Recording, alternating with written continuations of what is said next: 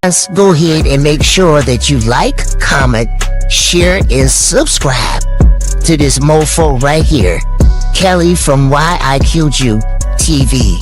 Alright, let's start this live right the freak now. Those of you, this is your first time here, I am Kelly, K to the E double L-I-E, from Why I Killed You TV.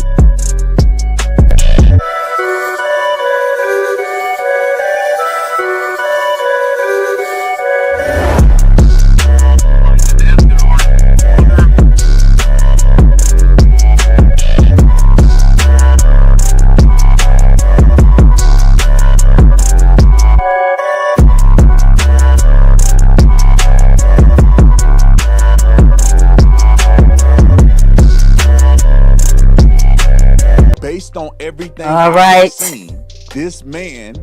Guys, it's about to get real weird up in this camp. Guys, I just want to make sure I check my audio, make sure everything is going. And those of you who are new here, guys, we're going to be talking about this crazy ass case with this woman out in Florida who unalived a veteran. She unalived a veteran, guys, and everybody is saying that there is going to be some big similarities in this case versus the Karmelo Anthony case. Let me just check my audio, guys, and make sure. I don't see my doggone. Okay, there we go. Yeah, the audio is fine. So anyway, they said there's some big similarities in this damn case, guys. Those of you who are not familiar with the case, guys, we're going to get to it. Let's check it out. Whatever argument that they got into, he chased her down. He approached her without ceasing while she had a gun in her hand, trying to avoid him.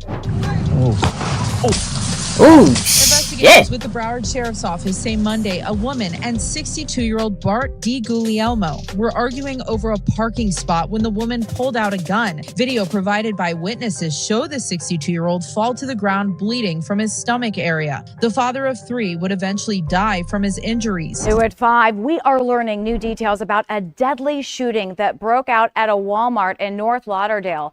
The Broward Sheriff's Office says the woman who fatally shot the man at the store's parking lot is claiming self-defense. Tonight, the man's family is speaking out.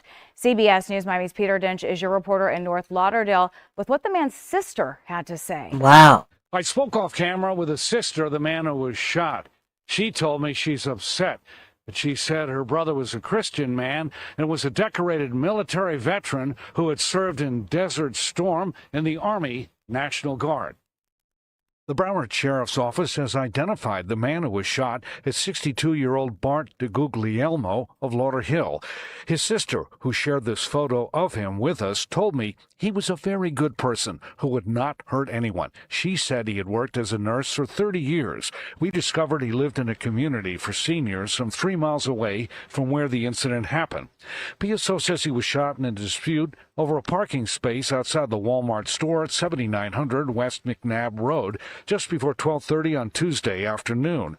DiGuglielmo was transported to Broward Health Medical Center, where he later died. Wow. From Chopper 4, we saw a woman in custody in handcuffs. PSO could not confirm that this was a woman who fired her weapon, but PSO says the woman involved remained on the scene and cooperated, and she said she fired in self-defense.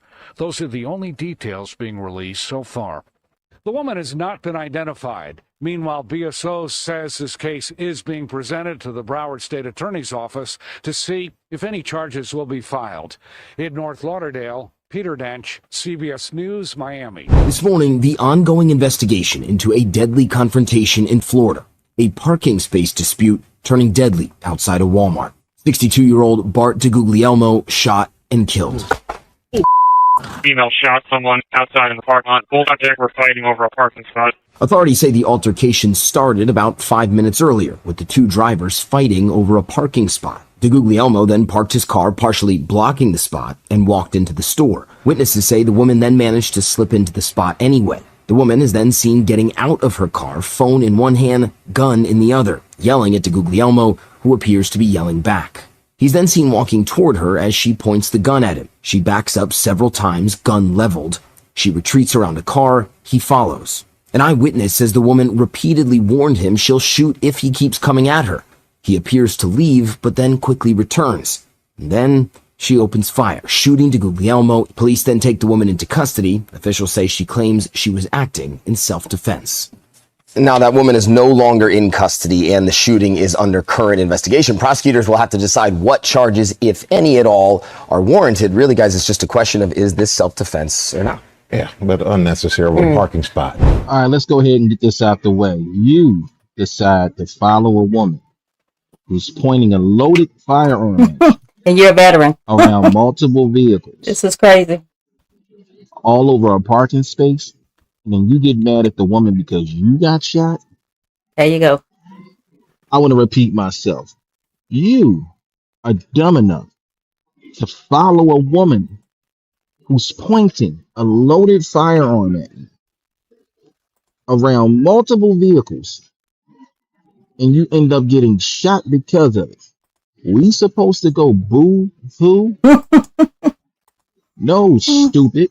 Now, I can see if you had a mental instability, mental breakdown, you weren't in your full mental capacity at the time, then I got to give you some grace because you were not in full control as to what you were doing. But you, as a grown-ass man, True decide that. to follow a woman around some cars and pointing a gun at you to try to have a conversation or continue the argument with her. You, my friend, have let God's will be done. You done got shot and you didn't have to get shot that day. Stupid as hell. And then a bunch of you grown ass men and women on the internet running around saying she was wrong for shooting her. Really? In Florida, where the stand your ground statute is extremely clear as to what you can and cannot do. Really? Guys, for the life of me, I don't know why he did what he did. I don't understand why you arguing with a woman over a freaking parking spot. And the weird thing about it, his life sort of kind of mirrors mine. Guys, I'm retired military. I'm almost his age. Okay, why in the hell are you doing that? You are very familiar with guns. You're very familiar with the pow-pow. Don't play around. You know what they can do to your ass. Why are you doing this? This shit is crazy. Guys, if you want to get on the mic, guys, and tell me your opinion, the number is 682-812-9713. Guys, my contact information is here below. Guys, make sure to go ahead and like, comment, share, and subscribe to this particular video on this particular YouTube channel. I would greatly appreciate it. Tell me what you think, guys. This shit is weird. This woman did not have the duty or the obligation to retreat, but yet she did around cars where he followed. Yes. She created space, he closed the gap. What more can I say to this? You dumb as hell for getting shot that day, dude. True that. Now, I understand he is no longer with us.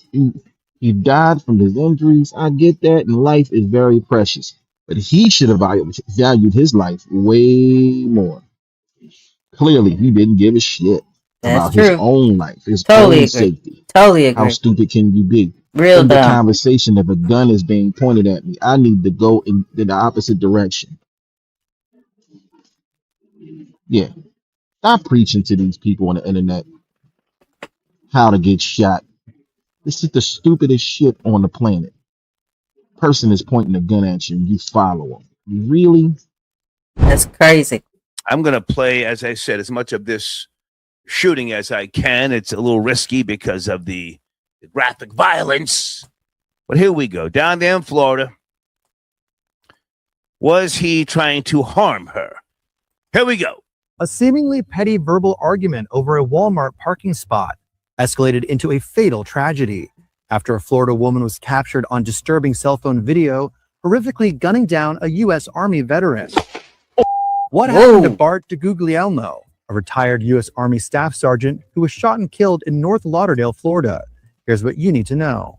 Shocking video obtained by WPLG captured the moment an Army veteran was gunned down, seemingly in a petty argument over a parking spot in a Florida Walmart. The horrific cell phone footage captured the 62-year-old victim, Bart DeGuglielmo, seemingly exchanging angry words with an unidentified woman in the parking lot of the North Lauderdale store. That's crazy. Around 12:30 p.m. Tuesday. DeGuglielmo can be seen slowly walking toward the woman as she backs away, with the vehicle pulling out from where they were arguing.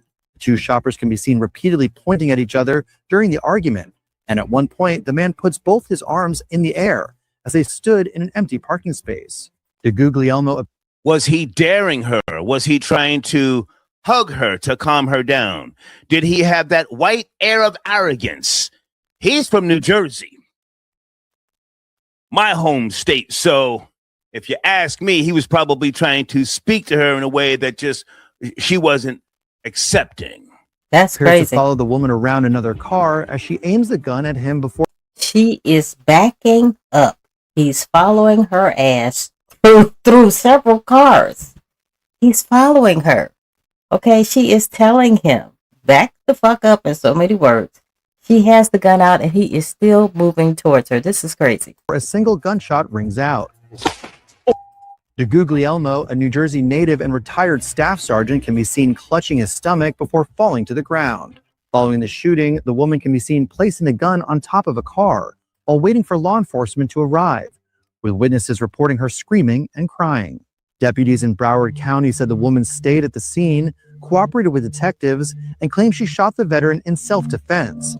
Officials have withheld the name of the woman. DeGuglielmo was rushed to Broward Health Medical Center, where he later died of his injuries. A native of Hamilton, New Jersey, DeGuglielmo served as a combat nurse, combat medic, and tactical communications expert, according to his Facebook profile. His daughter Amanda broke down in tears in a heartbreaking interview with Local 10, as she described her father as a, quote, good man, with whom she had recently worked on repairing their relationship. I just don't think anybody deserves to lose their Coupon Nation, thank you for joining. You're right. It's all over a stupid parking spot. This is crazy. life over a parking spot. He was a good man. That's his The daughter. Broward County State Attorney's Office said detectives are still carrying out their investigation into the deadly shooting and reviewing the cell phone footage to determine whether criminal charges will be filed against the shooter. Okay, guys, we already got a phone call. Let's get this phone call in here. All right. Caller, how are you? This is Kelly from Why I Killed You TV. Who's calling? Hi, Kelly. This is Shell. You kind of chopped my name up yesterday. I think you were calling me. I forget Carmen. You're right. It's Caramel, right? I'm country. Give me a break. You know we can't pronounce all them words now. What's going on? How are you doing? I'm good. I'm like, oh my God, she is up. Well, I don't know what time it is, what state you're in, but I'm an early riser. And so I'm like, oh my goodness, she's on. Let me go on there, real quick. Touching my subject. You know what? A lot of people, a lot of reports failed to put in. And I don't know if you already know this about how it started. Do you know how it started? All I know is over a parking spot. Enlighten me, please. Well, what happened was he wedged his car so that I saw that. Get in. I saw that. Right, and she got in anyway. So he was from the very beginning. He was doing stuff. Now, whether you know what I mean. So my thing is that okay. So if you had to wedge your car so she to block a space so she couldn't get in, then he was never in the space. So tell me this, was that the white minivan that was sort of kind of angled, and then later on it looks like another white minivan was somewhere parked next to her? Was that the white minivan? I know it was a van. I believe it was white, but I don't know if it was his or somebody else. I think it was his. It was him because they said he blocked the space, but she was still able to get in. And then that's what infuriated him even more. But my thing is that he to me, he agitated the whole situation. Exactly. You know, if she had enough space to get in anyway, she obviously was already getting in that space, but he wanted it. So he tried to bully her. Gotcha. You know, but tell me this, Caramel. I think the sister gonna be in some big trouble up in this camp.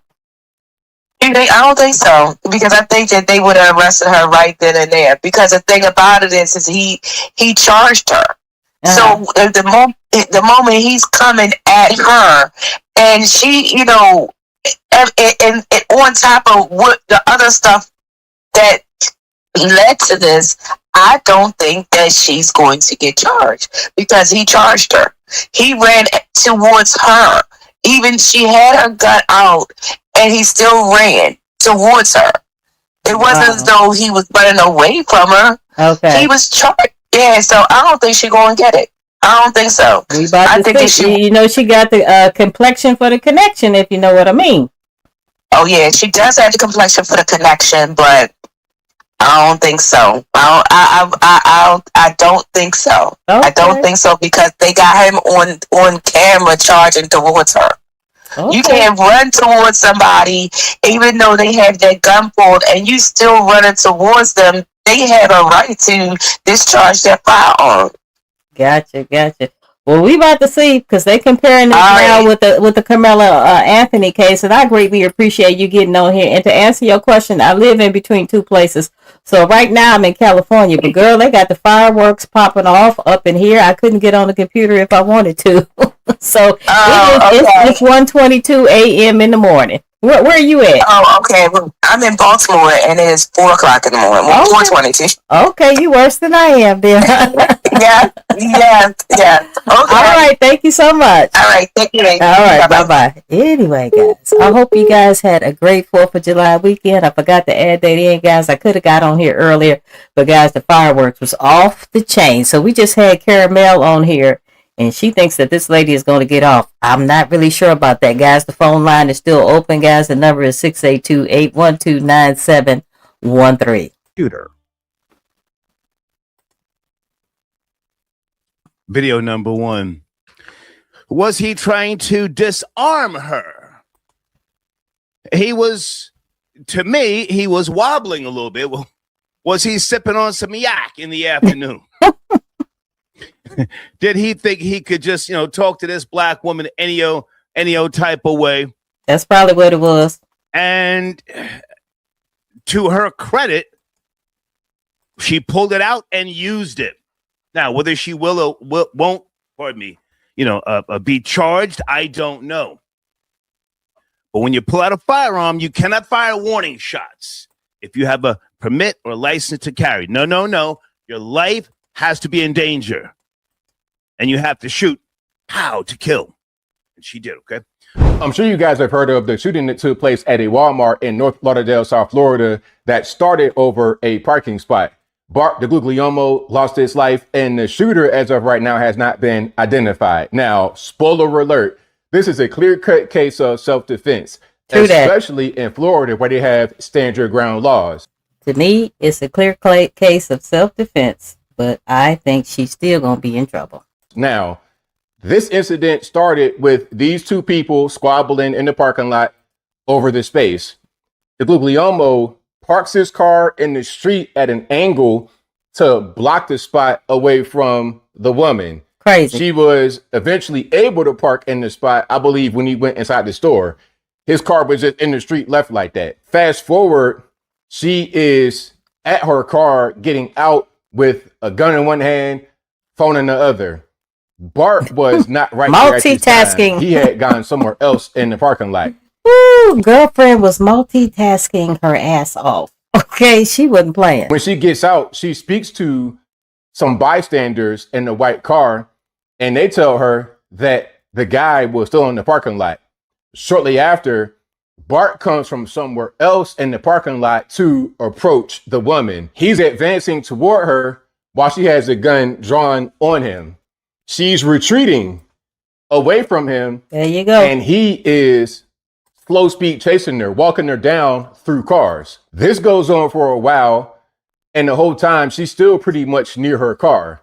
Now, where the story ends is when she's at her car door, he's advancing toward her, and then she shoots him in his stomach. He falls on the ground and he dies. The police get there. They take her into custody. She cooperates, of course. She has since been released. And as of right now, there are no charges. And there shouldn't be any charges because this is a clear-cut case of self-defense.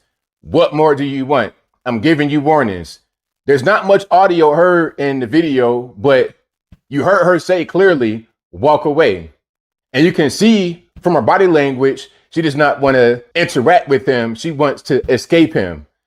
He is refusing to respect these wishes, he advances upon her and he gets shot. The moral of the story is don't advance on someone with a gun on you. But right off the bat, guys, we got another caller up in here. Caller, how are you? This is Kelly from Why I Killed You T. Oh, I don't know what happened to the caller, guys. I thought we had caller. You can call me back. I don't know what happened. We'll listen to the video until the caller calls back. let's just start from the beginning. You know, obviously, this is all over some sort of parking spot. We don't know what transpired before the video starts playing. But from the video, we see that the woman gets out of her car already holding a gun, already brandishing a firearm, right from the get-go.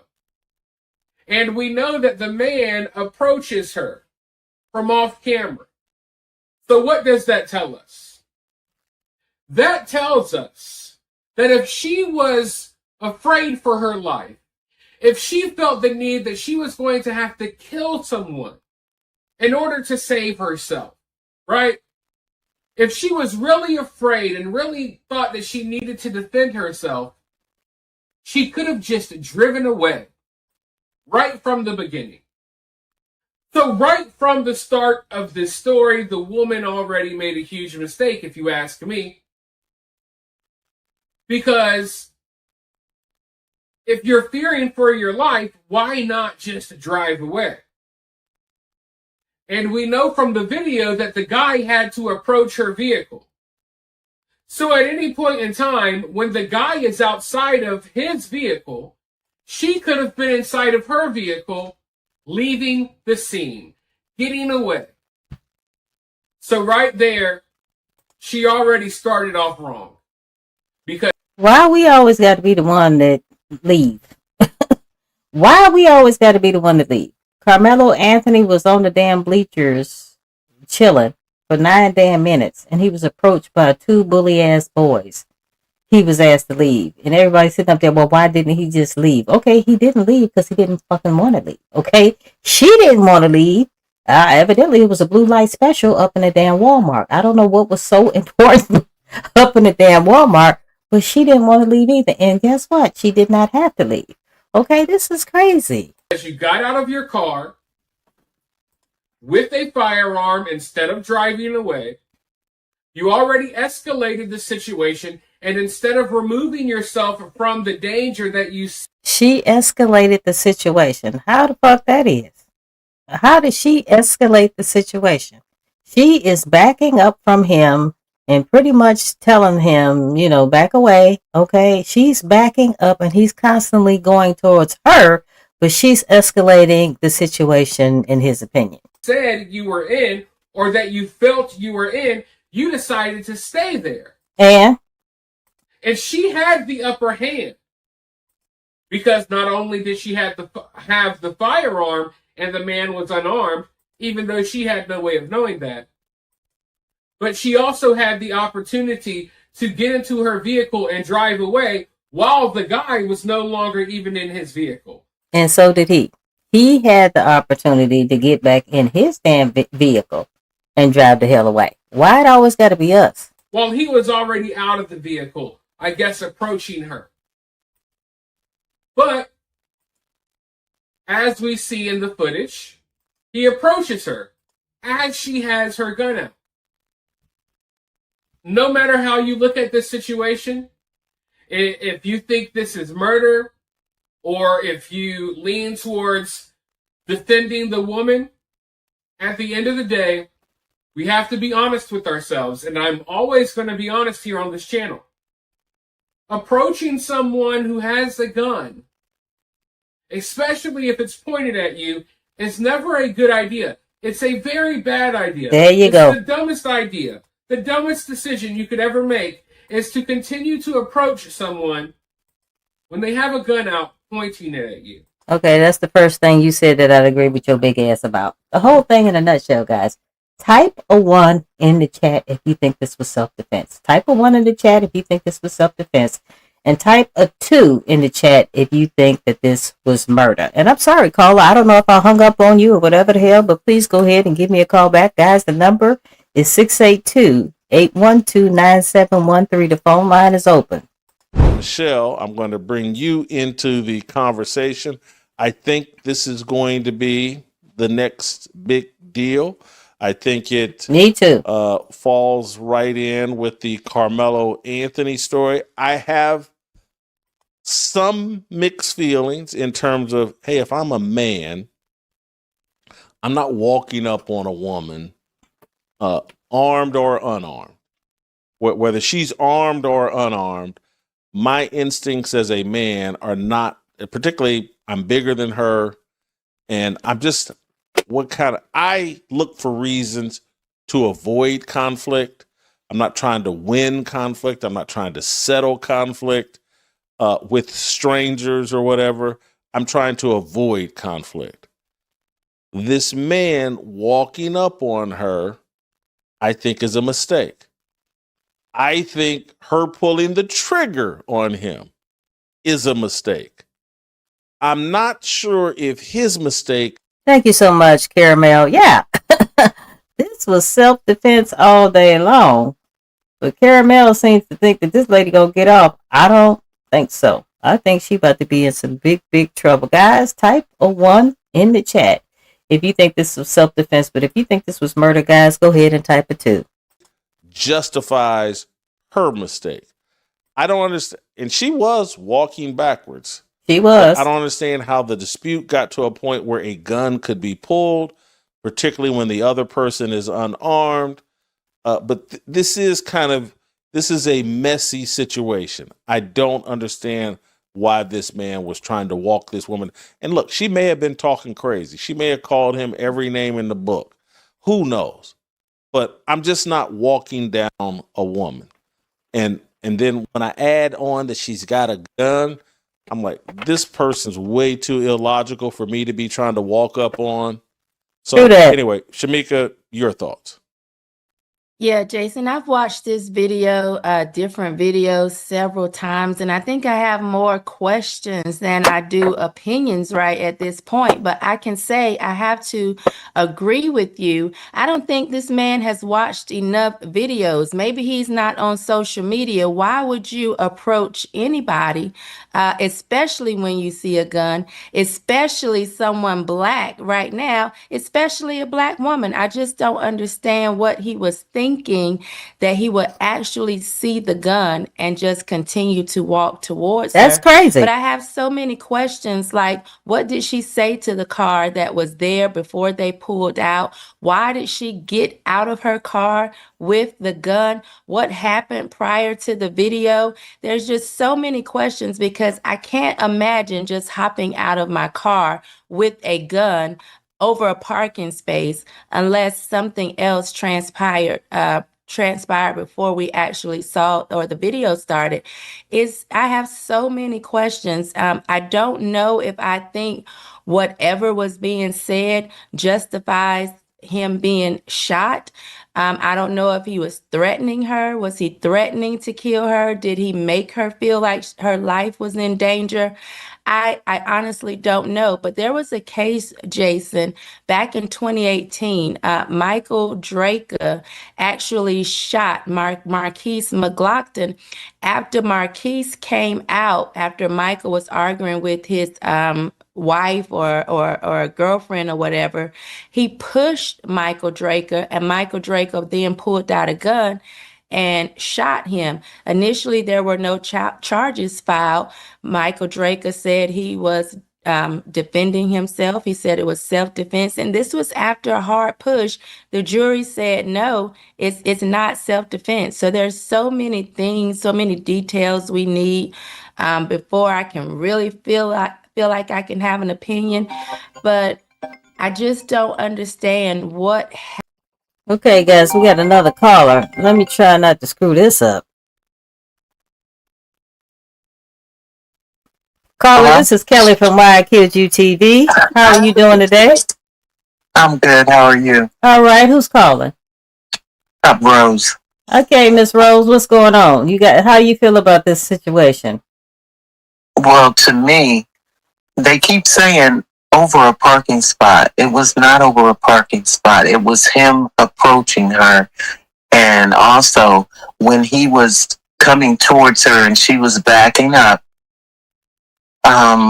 he seemed to be disoriented to me, staggering to the side. I don't know, maybe walking like Walking Dead or something. I don't know. But self-defense all day long.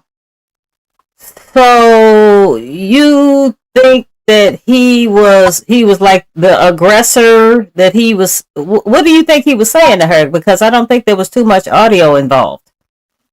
No, I couldn't hear anything but what she said.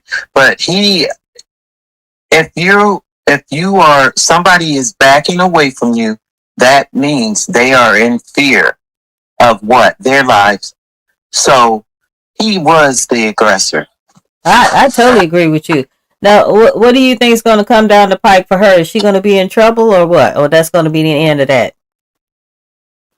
It's a tricky situation. We don't get justice. True that. Until we do what we are supposed to be doing, and that's eye for an eye. I'm sorry to have to say that because I'm not a racist person, but eye for an eye, and hit them pockets, hit their offsprings. You know, they doing our offsprings dirty. Yeah. All day. Yeah, that's so sad. Do you have anything else to say? No, thank you for letting me come on and speak. All right, thank you so much for getting on here. I greatly appreciate it. All right, bye-bye. All right, guys. So Rose doesn't think that she gonna get in trouble, and then we had Karmelo on here. Don't think she gonna get in trouble. I think later on down the pipe, guys, she is going to get in trouble. Sadly to say, because I believe that this was self-defense all day long. And guys, we know how arguments go when people arguing over a damn parking spot. Okay, they roll down the window and y'all talking at each other, yada yada, whatever the case may be. Yeah, I don't know what started it. Okay, Rose said he might have been sipping on some syrup. Who knows? Maybe he started the 4th of July weekend off a little too early. Who knows? Happened that you would actually take a man's life? I looked up the Michael Drecker case as well, and I couldn't fully grasp. And you just gave an explanation. Michael Drecker was arguing with his own girlfriend, and the Marquise he was arguing with Marquise's girlfriend. Yeah, he was arguing with Marquise's girlfriend. She had pulled into a handicapped parking space, and so Micah got out to argue with her over that parking space, which made him illegally park just to pull up to argue with her. Marquise saw him arguing with her and came out of the convenience store, pushed him, shoved him to the ground, and then Michael pulled out a gun and shot Marquise, and he actually stumbled back into the convenience store where he died.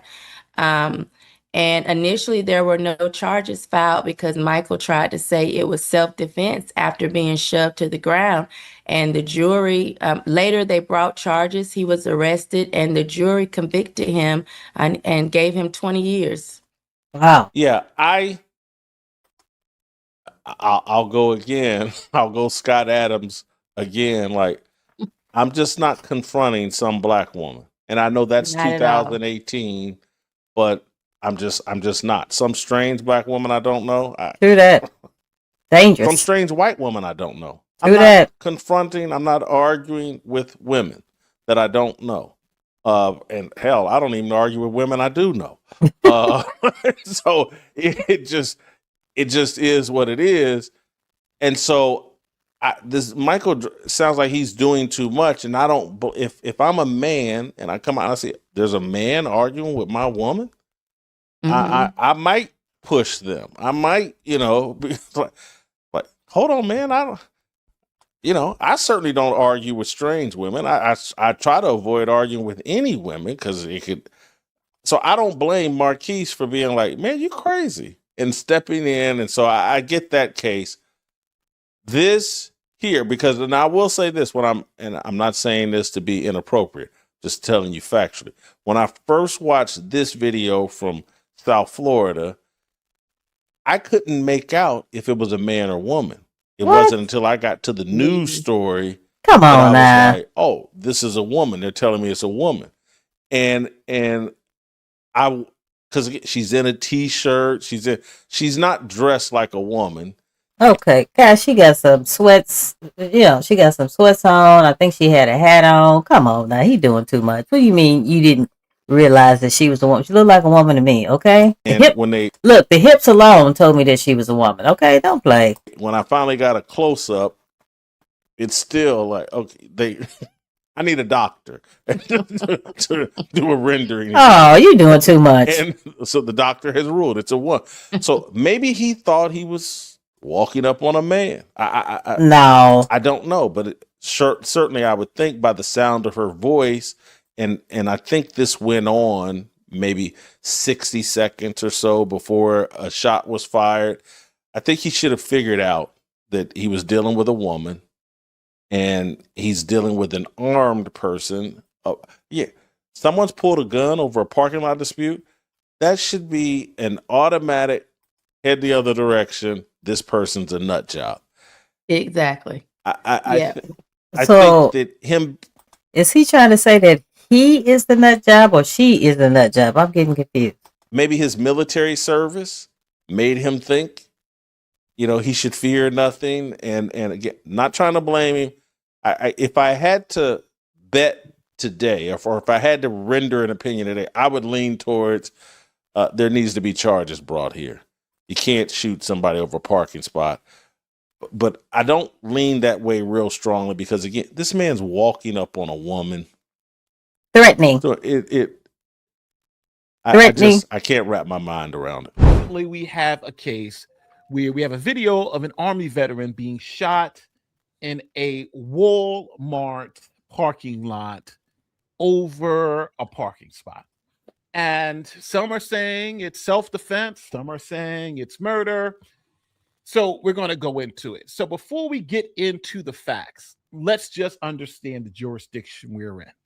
We are in the jurisdiction of Florida, which is, by all intents and purposes, a stand your ground state. Now, I'm going to let the gun expert under me, which is Kurt, explain what that means in relation to this case. Right. So some states are jurisdictions in which you're required to retreat. So if you're confronted with a deadly situation or a threat, you're required to take every possible effort to retreat before you can use deadly force. Florida is very much not that. They're perhaps the most extreme the other way around. It's like you don't have any duty to retreat. So in Florida, you can be anywhere that you have a right to be, and you can go anywhere you have a right to go. And regardless. So in all actuality, she didn't have to retreat, even though she was retreating. And it seems like she was warning his ass, but he kept coming at her. Okay, so you can't tell me that this was not self-defense. Whatever threat, right? Just because some guy's mad at you or yelling at you or even threatening you, you still have your rights. So you have a right to go where you want, be where you want, and stand your ground and not retreat. So that's Florida for sure, in spades. So now you have a lot of people saying that the person could have stayed in the car like George Zimmerman, or could have done this, or could have done that. Play the video and then just have that as a baseline. Well, it's just explaining out the law. So because the reason why usually when you do legal analysis, you do it in what's called an IRAC form, issue rule application inclusion. So if we show the video, it kind of it lets people watch it, but then we'll give them the rules after. So right now we're just laying out what the rules are in Florida, so they can, while watching the video, process it in real time. If that makes sense. Sure. So that's why I'm asking Kurt, because Kurt's really good at the rules. So we'll go over the elements of self-defense now before we get into the facts of the video. Yeah. Now that critically, however, doesn't modify the rules when it actually comes to the usage of self-defense. That just tells you that where you can be, right? So I don't have to retreat. So if I'm in a Walmart parking lot and there's a guy who's really mad and yelling at me, right, and I'm in my car, right, I can get out of my car because I have a lawful right to get out of my car, right? And that's what she did. That's kind of a little bit separate and apart from when I can actually pull the trigger. When you can actually pull a trigger, now you're going That's what she did. She got out of her car, just like he said. back to core self-defense, where you deal with issues like proportionality, reasonableness, imminence, and other factors that are relevant to self-defense analysis.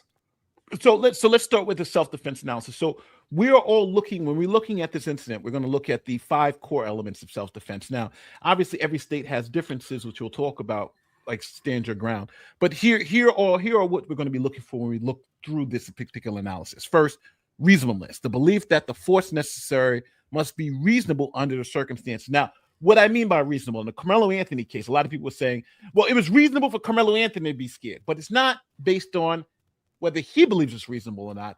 It's whether an objective person, yes, a reasonable person believes that that amount of force is reasonable under that particular evaluation. So just because the person may be afraid, that doesn't count. It's whether, if you put essentially a reasonable person in their position, would that make these circumstances reasonable? So the question is not whether the person was scared, but whether a reasonable person in that situation would see a threat. So that's what we're looking at. We're talking about. And in the Karmelo Anthony case, guys, any reasonable person in their right damn mind could see that that was a damn threat. You got 4 big motherfuckers coming at you. 2 of them a set of twins, 6'1", 220 pounds. That is a freaking threat. Why that young boy got 35 years is unbeknownst to me. And they don't necessarily have to be right. It just has to be reasonable. So yes. if I don't know, they saw something in their hand they believed to be a weapon, and it was reasonable for them to believe a weapon, and they acted in self-defense, but it wasn't a weapon, that would count because the reasonable person would believe it was a weapon, despite the fact it wasn't, took action based on that belief, and so that's reasonableness. Exactly. That's what you're looking for.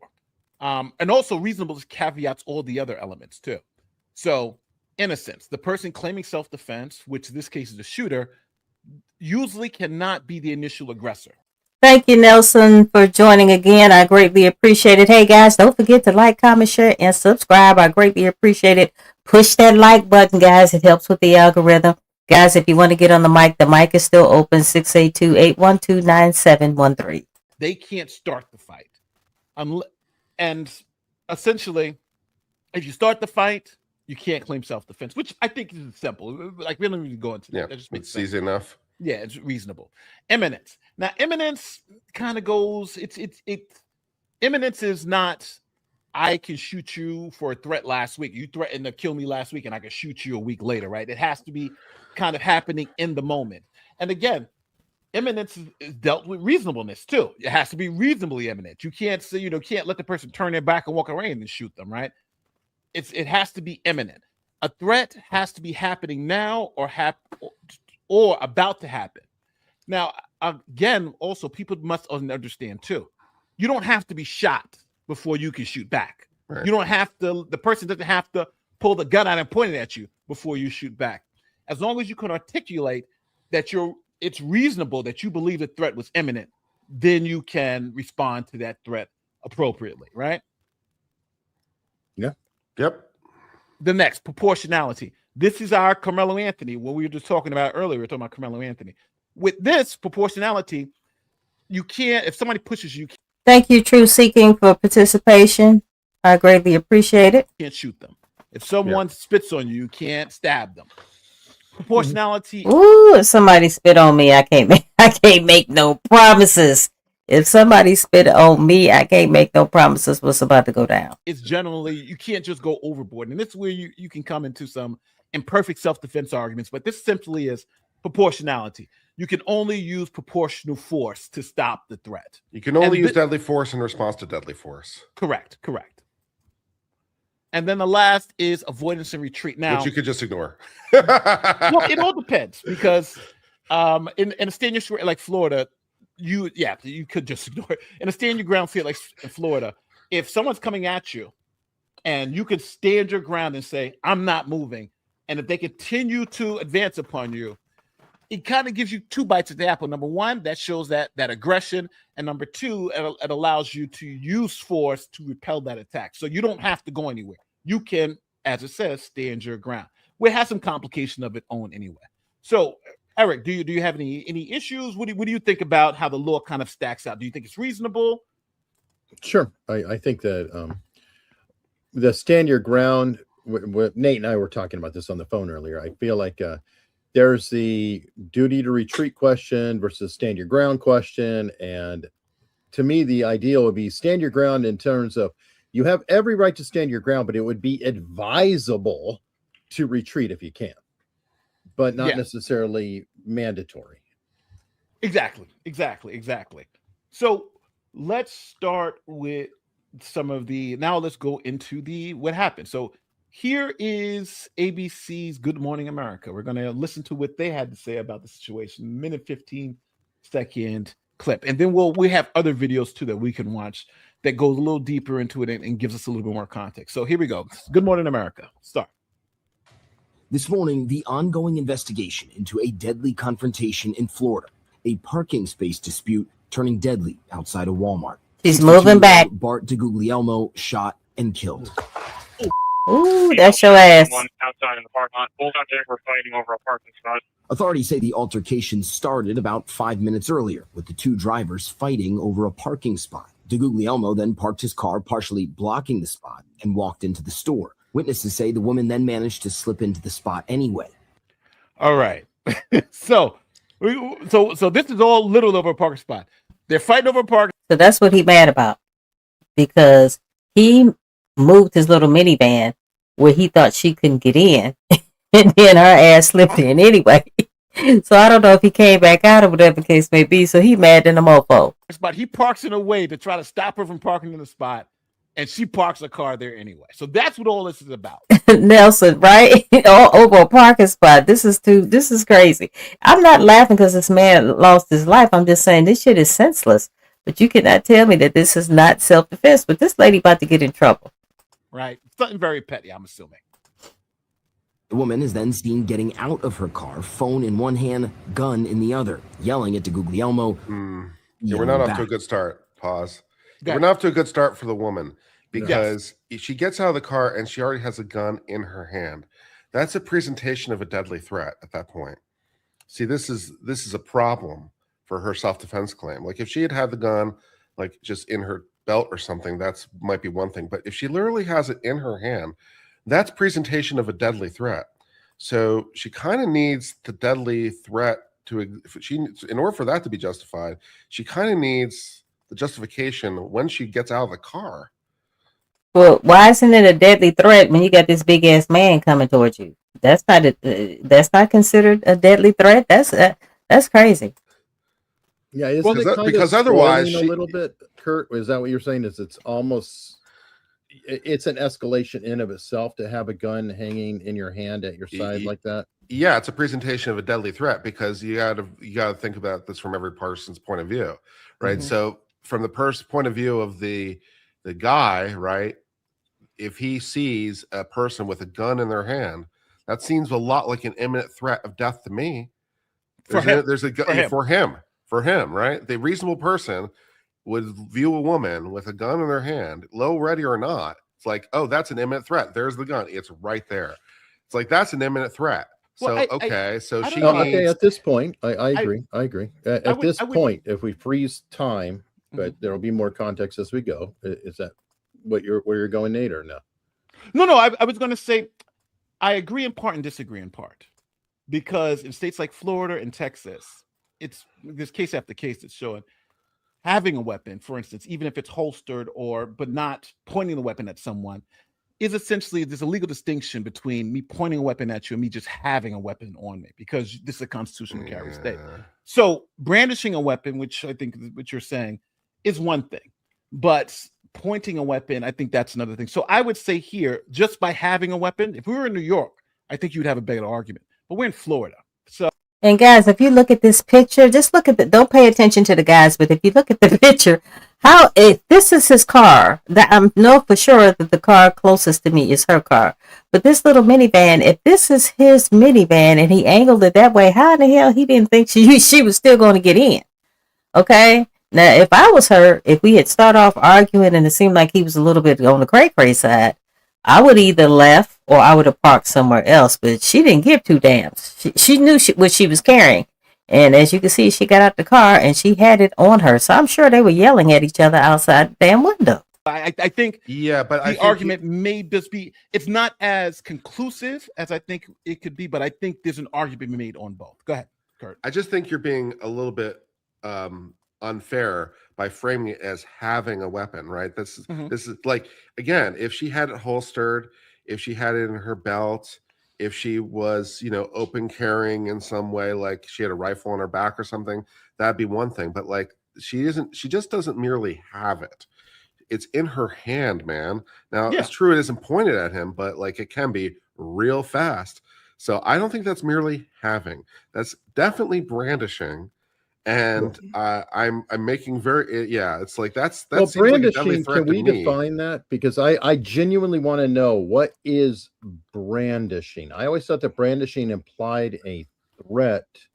Not necessarily pointing at somebody, but so hanging straight down, is that brandishing or holding? And this is a genuine question because brandishing is a very specific term. It's displaying with intent. It's displaying with intent. That's what it is. Displaying with intent, basically to intimidate.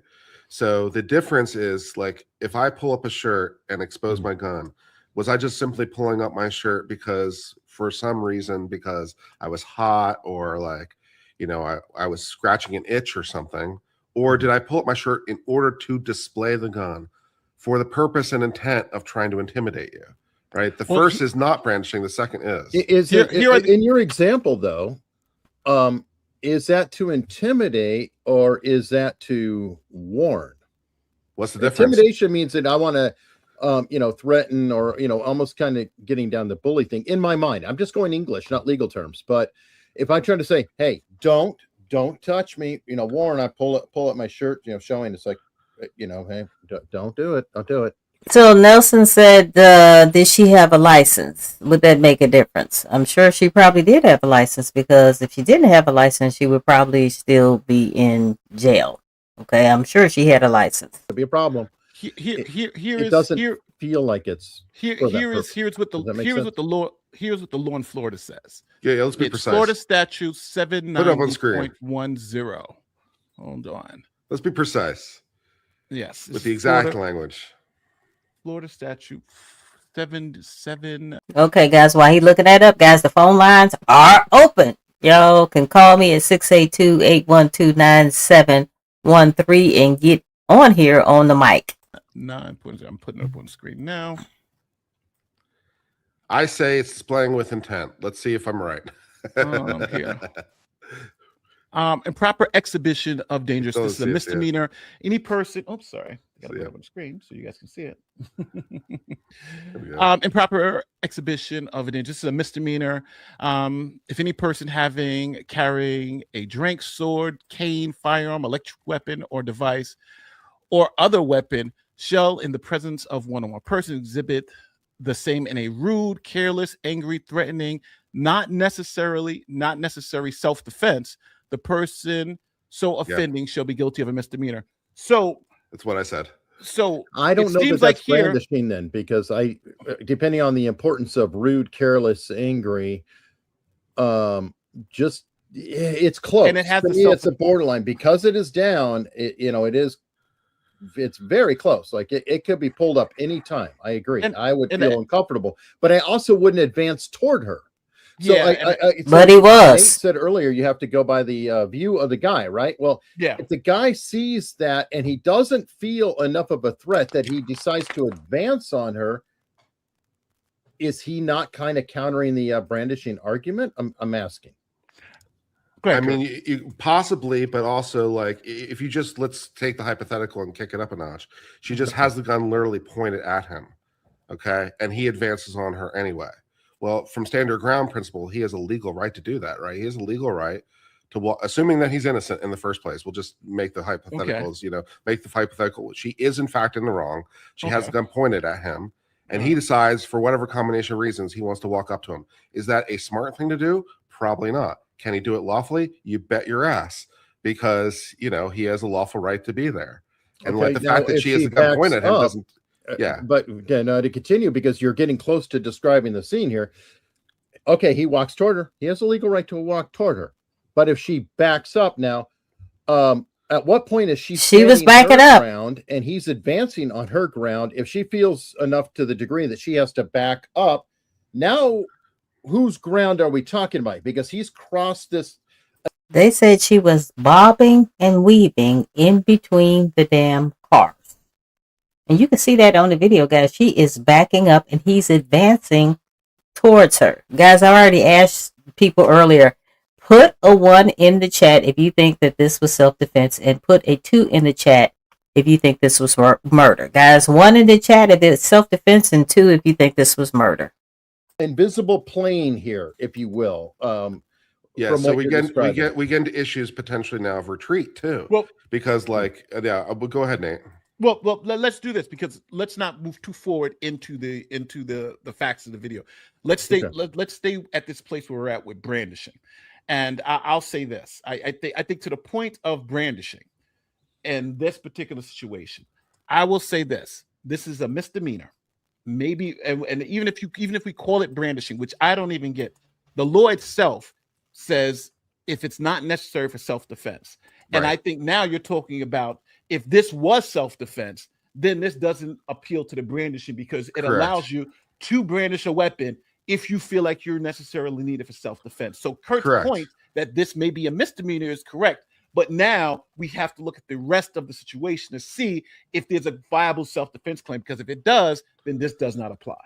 Does that make sense? Yeah, but it's an issue of timing too, as I said before, because the brandishing or not exists the moment that the weapon is displayed, right? It has to be for self-defense or not at that moment. So again, like when she got out of the car, if we conclude that she was displaying it in an angry or threatening manner, then thank you, Erlene Frederick. She put a 1. I'm believing, guys. I am believing that this was self-defense.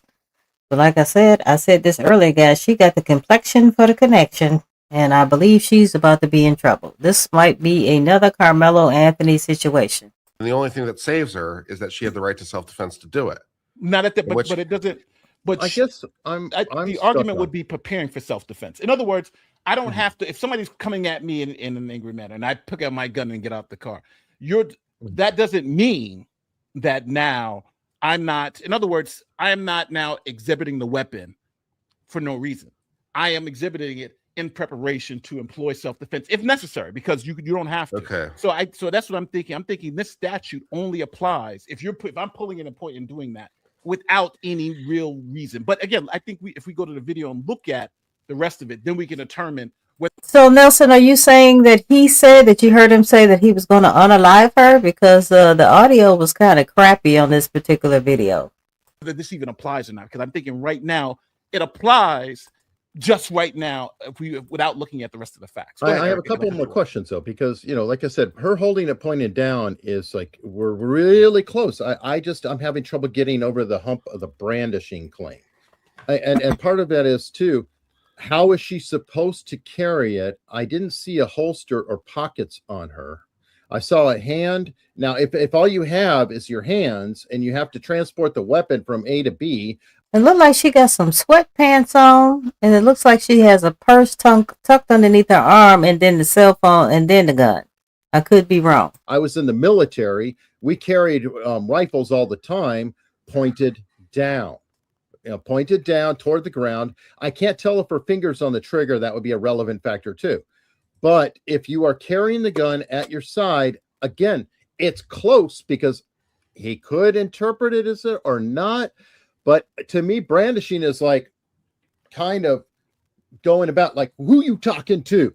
What are you doing here? Holding, the gun up, not necessarily even pointing out, but just waving it about or something. And that's just where I'm having trouble. But walking and carrying a gun in your hand, pointed down, which is the safest point you could do it. Even in the air is not cool because the bullet could go up and it could come down on people. Pointing to the ground is the safest way to carry a weapon. Correct me if I'm wrong. You've both been at the range. So it's guys, I'm retired military.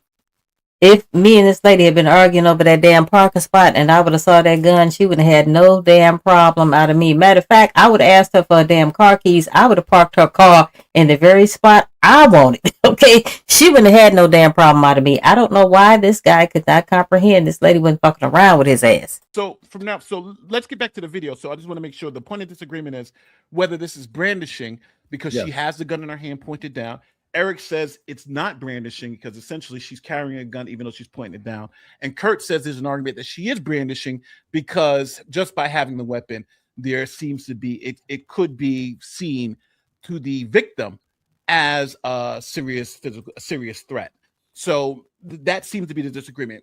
I think the disagreement is in form, not substance. Kurt's saying if it's in a holster, you're pretty all right. You're saying the fact that it's pointed down and not pointed at the person is all right. So let's get you to look at the video and see what happens after this.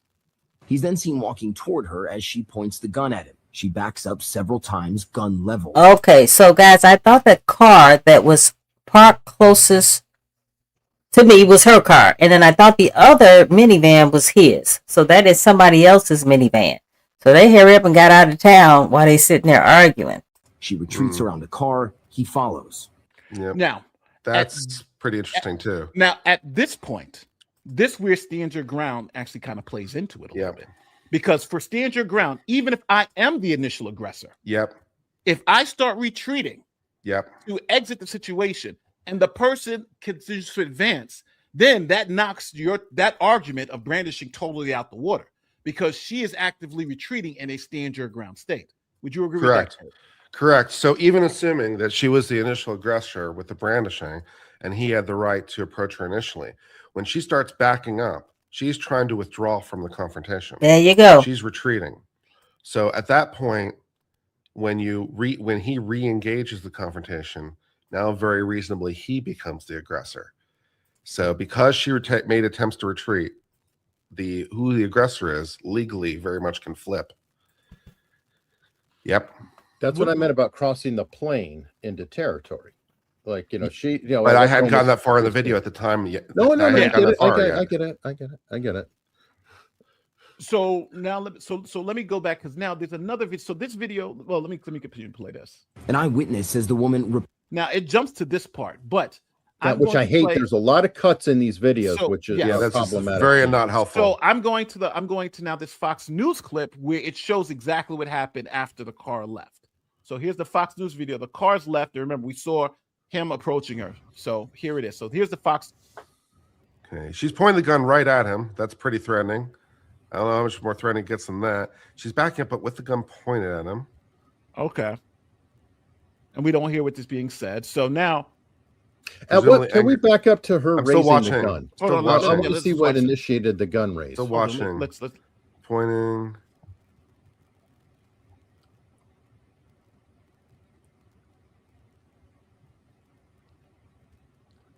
Can't see her. You're right, Nelson. She's backing up. So he's still approaching her. He's following her ass. And she's going to come around because she's still pointing there the gun she at him. is. Still has the gun's pointed at him. Still attempting to retreat. Yeah. He's still approaching. This is not a his. No, but his now he's walking manner, away. And that's the problem. He's retreating. Now what happens? So now he came back. Up her. Oh my God! That's where the shot happens. And this is where it happens. What right after soon as the shot happens. What so a fucking legal nightmare is my conclusion. Yeah. Hold on. Legal nightmare. Hold on. Let me go back to the GMA. So repeatedly warned him she'll shoot if he keeps coming at her. Treats around the car. He follows. An eyewitness says the woman repeatedly warned him she'll shoot if he keeps coming at her. Welcome, Sleepy Lounge Talk 6853. At her. He appears to leave, but then quickly returns. And then she opens fire, shooting to Guglielmo. Police then I don't know. Okay. I don't know. Let's talk about it. So hold on. Why his ass kept coming back? Okay. You should have just left. Why you keep coming back, having this lady bobbing and weaving in between the damn cars? I don't know. We stopped Eric a whole bunch of times. Eric, you said you want us to rewind it to a certain point. Which point was that? I wanted to see when she raised the gun. Because one cut, it looks like she's backing up and raised the gun as she is backing up, which would be one thing. Another looked like she raised the gun, just depending on the angle, and it's difficult. Here it is. seen walking toward her as and she raised the gun there. Okay, so he is he's moving walking toward her, and she raises the gun. Now here's the problems I have with the scenario. Okay. I don't think his intent was to harm her, and I know that it's up to her interpretation versus his. But notice his hands were. You got this big ass man coming towards you, and a couple of you guys say he might have been sauced up. What's up, James? Welcome. A couple of you think that he might have been sauced up. Yeah, he would be a threat to me. Almost always down. And they were kind of in discussion mode versus like going to, fight or attack or grapple. Now I know that that's me reading into it after the fact, obviously, and it may not matter legally, but the whole thing seems to be a tragedy in a lot of ways here, because I feel like he really wasn't taking it seriously. I don't think he actually thought she was going to shoot him, and I don't know if he intended to hurt her or not, but I know that Guys, we got a whole bunch of ones up in here, so everybody is thinking that this was self-defense. And then Nelson says, was his wife driving?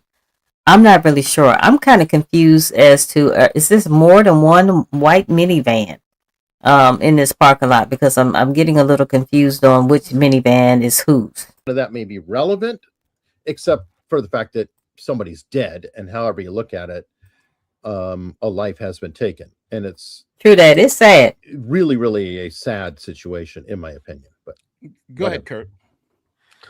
It's very legally messy because you've got issues of retreat and re-engagement at multiple different potential time frames. So trying to figure out who retreated and who was the aggressor, it's very legally messy. My initial gut opinion is that, although I think it's questionable, but my initial gut opinion is that this is not self-defense. Okay. Because she's getting out of the car in response to a dispute. We're not aware of anything prior to that point where there was any sort of deadly threat. So if something happened prior to that point, then maybe. But from what we understand, there was an argument over a parking space. Presumably some loud words were being said. She steps out of the car with a handgun in her hand, displayed. Mm-hmm. And now that's with more angry words, which seems like, to my mind, legally brandishing. Mm-hmm. Now, she does make some attempts to retreat, but there's multiple different stages of engagement. And I don't, my snap opinion is I think that this leans against self-defense. Jesus. Well, I would say, to me, I think this is pretty much clearly, I think it's as clear self-defense as me too. You can possibly get in a stand your ground state for a couple of different reasons.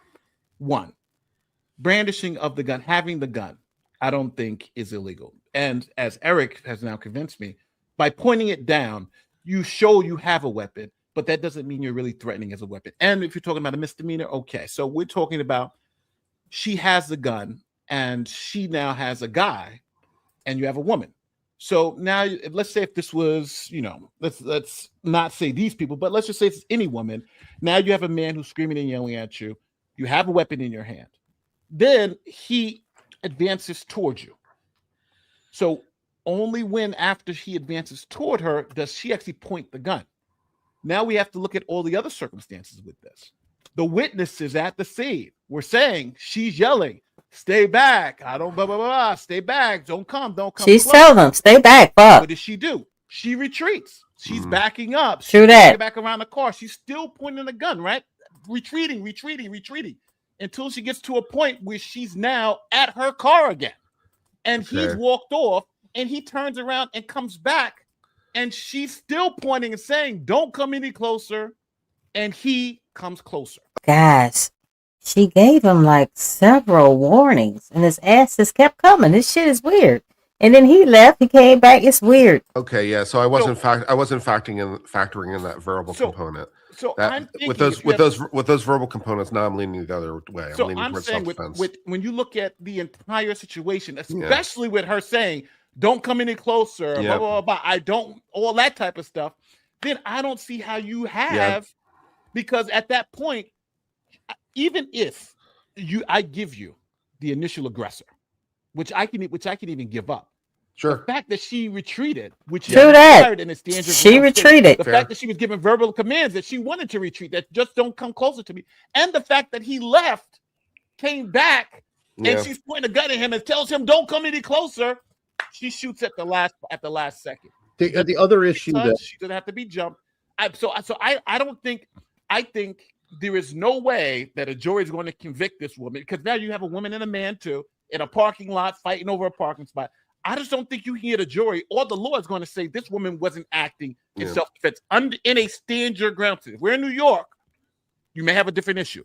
But I think in Florida, this is clearly stand your ground. Go ahead, Eric, because I cut you off. I was going to also say that, you know, the training I've had in the past or whatever is you don't leave the gun in the car to have to go get the gun if you're in a potentially bad situation. And that's why I was saying about if she had no holster or anything on her, she couldn't stand outside with the gun in a holster. So by handling the weapon in the safest manner possible when getting out of the car, absolutely not. I don't believe in you're gonna leave the weapon in the car. What was the initial incident that made her get out of the car? Was it that verbal altercation? That is insane.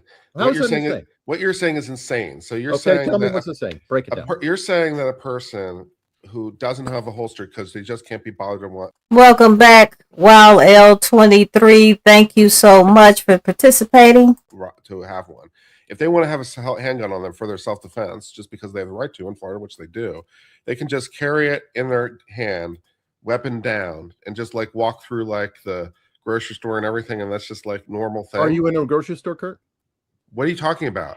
Yeah, are you in a grocery store? No, you laid out a hypothetical. Is she in a grocery store? Is she walking around through? What's the difference? No, you're painting.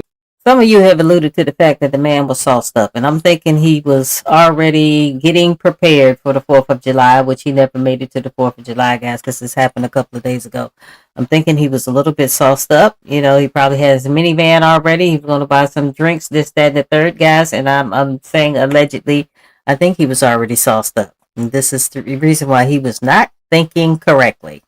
A picture that I didn't say. Yeah. Because I so think now back up and address what I said. The difference, the difference is that I think you expanded it to grocery store, where I think Eric is saying in this particular context of being confronted by someone on the street. I see something that's a potential threat. Yeah, and I so why should I hold it down? I'm in the safest manner possible. I don't have my holster on me. I don't even have my purse on me. I have the phone in one hand and a gun in another. I'm pointing the gun down. I'm hoping nothing ever comes out of this. I'm just trying to be, as fair as humanly possible. And then the person keeps coming up. And she's recording this all at the same time. So on one hand, she's recording the incident, and the other hand, she does have the gun. So, she is multitasking her ass off. She's recording and about to shoot this mofo. And to answer your question, while L23, yeah, I'm not an early riser. I work night shift, so when I'm off, I have a problem sleeping. But I can't believe this lady is like, she multitasking her ass off. I do think this is. I don't think he's arguing. You could just walk around with the gun in God, no, that's ridiculous. I think his argument is that in this particular situation where she believes that this person who's yelling at her and screaming at her may do harm to her, she prepares herself by grabbing the weapon and turning on her cell phone. If she didn't turn on her cell phone, then I think the argument would be different. But the fact she's turning on her cell phone and grabbing the weapon at the same time, she good. I think colors it a little differently. Would you? And he even had a vehicle backed in to trap her or put her in a weird position when she was trying to park. So don't forget that context as well, because there's also there was an immediate aggression in his part. You can't prepare in that way. That's the problem. I'll return to your hypothetical because I suppose I misunderstood what you were trying to say.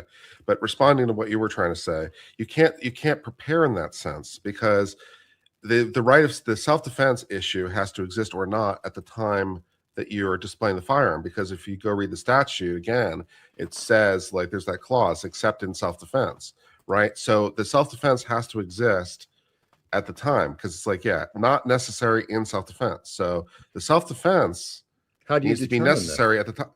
It's a question of fact that it's necessary at the time. So the question is, what is the impetus that made it necessary for her to carry it around in self-defense at the time? Well, she had it with her in the car. The impetus is some crazy dude. This is her perspective. I don't know. He's probably the nicest, calmest guy in the world. He looked cray-cray to me. That I don't think he necessarily Yeah. meant it to go that far. But now, standing in her point, and every extreme, whatever, you have somebody, you're trying to get in a parking lot. He blocked off your space. He's coming at your car. He's doing this. You are feeling trapped. You're not going to be able to drive away because you're blocked. Maybe there's other things on video that I haven't seen. These are all. I didn't see any of that on the video. Okay. Do you have that video? Well, They show the angle of his vehicle and everything. The first thing that Nate showed me was her getting out of the car. I don't have any of that pre-existing stuff because you're right. That would significantly inform. Here. So I need more information. Fair enough. This is the newscast that everybody's reacting to. So I'll play it from this point so we can see. Let's pay attention. It has all the threats and all that stuff, and when her saying, because on the last one it also had that too. So let's play it from here. Questions about a deadly shooting outside of a Walmart. A father of 3 losing his life. Before we get there, though, let me do this. This is a great time to hit some super chats. Wow. All right, guys. 20 uncivil law members. You for the 20 memberships to uncivil law. 2 years. Great to see you're doing better. Come on with the video. Come on. Thank you so much. Here's another one. I love this debating. This is what we need. Remove the race out. Yes. And get to the facts. This is a completely messy, yes, unnecessary situation where both sides lost. Appreciate y'all's opinions. Yes. And a lot of people in their feelings. Stand your ground law is clear. The law's clear, but the facts are changing before my eyes because, as I just said, he just said to me some things like, "Oh, I haven't seen that." Right? So some more facts might come into the picture. Let's see some more facts. Let's do it. Over a parking spot, and tonight the woman accused of shooting him claims that she fired in self-defense. Local 10's Rochelle spoke exclusively to the victim's daughter. He's live down in North Lauderdale with what the video shows. Rush. So you just mentioned this, and this is important. This woman is claiming self-defense. She'll have to argue that she had a fear, an imminent fear for her life. Well, tonight we have the video, and you'll see it for yourself. And what we also have tonight are the words of the victim's daughter. And you'll see how heartbroken she is. The backstory on this case, she was estranged from her dad for many years. Recently, they were trying to all rebuild irrelevant their lives. Please. Yeah. Lost. I hate that part. Just tell me the facts. We're going to start this with the video. The victim with the gray shirt. The woman with the gun. There is a standoff, and then the shooting. You can hear it. Oh. Passing out. Oh, so they had the sound for the gunshot, but no sound prior to that, which is very annoying. Father, Bart, shot in the stomach in a Walmart parking lot, North Lauderdale. I just don't think anybody deserves to lose their life over a parking spot. Cops say an adult female and the victim were involved in a verbal altercation over a parking space in the Walmart parking lot prior to the shooting. I don't like to deal with death and like talk about it at all. That's why I was very hesitant to do this interview. But you are doing it. Why do you want to speak about your dad? I've heard A little bit faster. According to investigators, the shooter, the adult female, remained on scene, cooperated with detectives, and she told them the shooting was in self-defense. He loved his country. Bart served in the military. See, this is there are no annoying. charges. I just want the facts. She was estranged from. Isn't it just amazing how they don't have no other audio, but when the shot happened, all of a sudden the audio came on? Guys, that's weird as hell to me. And I was thinking that minivan that was closest to her car was his, that you could see some people pulled out. So that is weird. While L23 says this is simple self-defense when a white person kills a black person in self-defense, this conversation never happens. The video has already spoken a long time ago. And then Nelson says, oh, okay, this is sad as fuck. And it is sad. This was senseless over a damn parking spot. But guys, this is self-defense.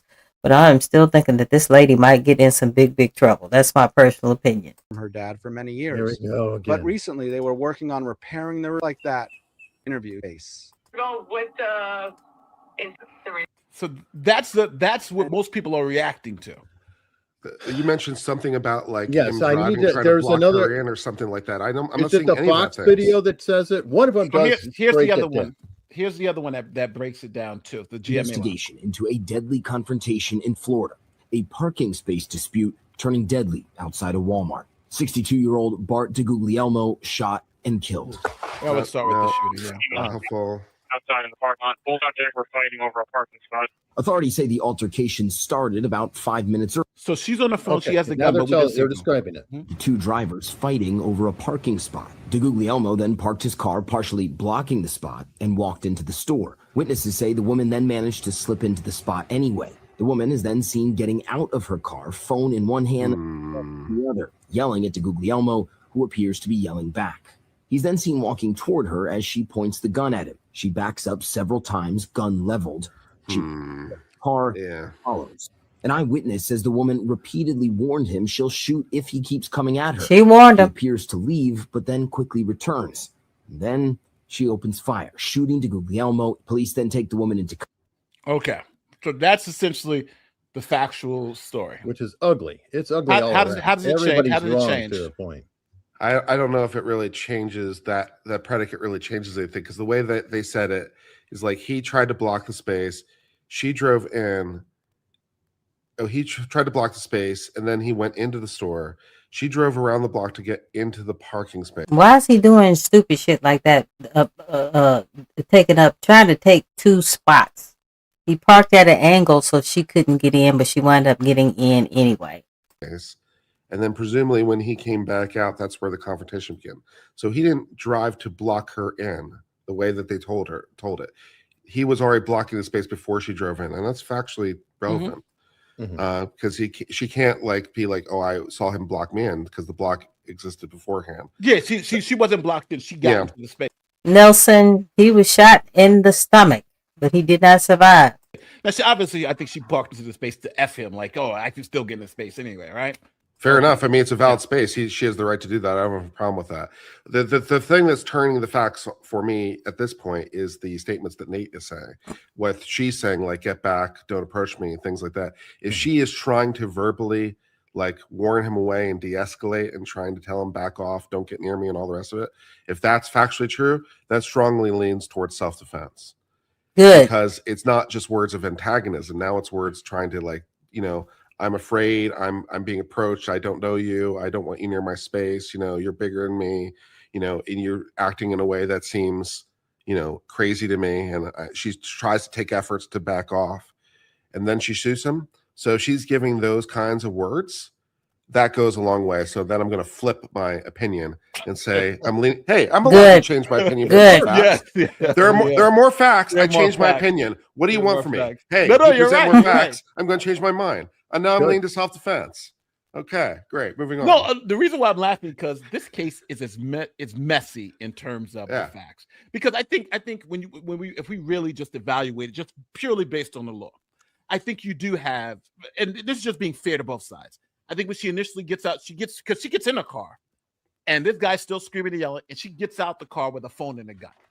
So I think that was a bad mistake, but she had the legal right to do it, because you have to start thinking about this stuff. Do I have a legal right to get out my car with my gun in my hand and my cell phone in my hand? Yes. But now he then goes and approaches her. So he now closes the distance on her because he's not there. He's far away. So now Self-defense all day long. Confronts the person with the gun and the phone. That now is a bad decision on his part, right? She's got a gun. Why am I approaching her? Then you have the whole, why now is he trying to close the distance?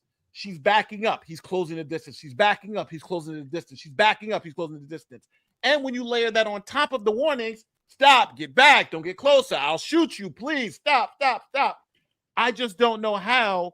Even if you give him, she was the initial aggressor. The fact that she retreated, the fact that she gave verbal warnings, and the fact that even when he left the second time, he kept coming back. It's weird. Warnings: don't come any closer or I'll shoot. And he came closer, and he was shot.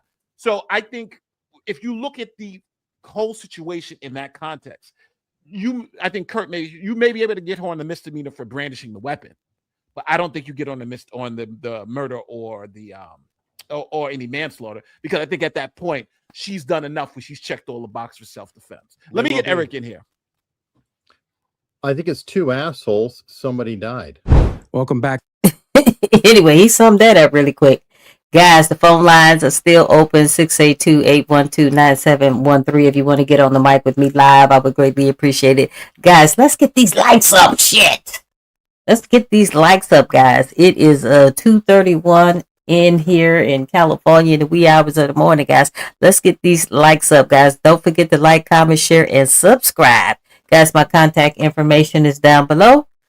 Let's listen to what this dude has to say. To Hill of Justice, and let's talk about Florida Stand Your Ground law. Let's talk about what happens when a verbal argument over a parking space turns fatal in a matter of seconds. What you're looking at is a Walmart parking lot in North Lauderdale, Florida. It's a Tuesday afternoon, and two adults are having an argument over a parking space, which just happens all the time, right? One is a 62-year-old military veteran and a former ER trauma nurse. He goes by the name of Bard Deglielmo, I believe. The other is an unnamed woman holding a firearm pointed directly at his torso, if you can see here. The video shows her telling him to back away. It shows him continuing to step forward. Then a single shot is fired. So, Bobby, thank you for participating. Bobby says, please stop saying just over a parking spot. I see a person walking upon another person and the person is backing away continuously. The other person continues to walk upon the other. And you're right. You are right. But when I'm talking about the parking spot, I'm just saying this whole thing was senseless. Okay, for him to just keep going at her, that's just weird to me. I don't understand why he would do that. This is the reason why I'm thinking, Bobby, that this was self-defense. To his abdomen, he falls to the asphalt, and this is where he later dies at the hospital. The Broward Sheriff's Office responded.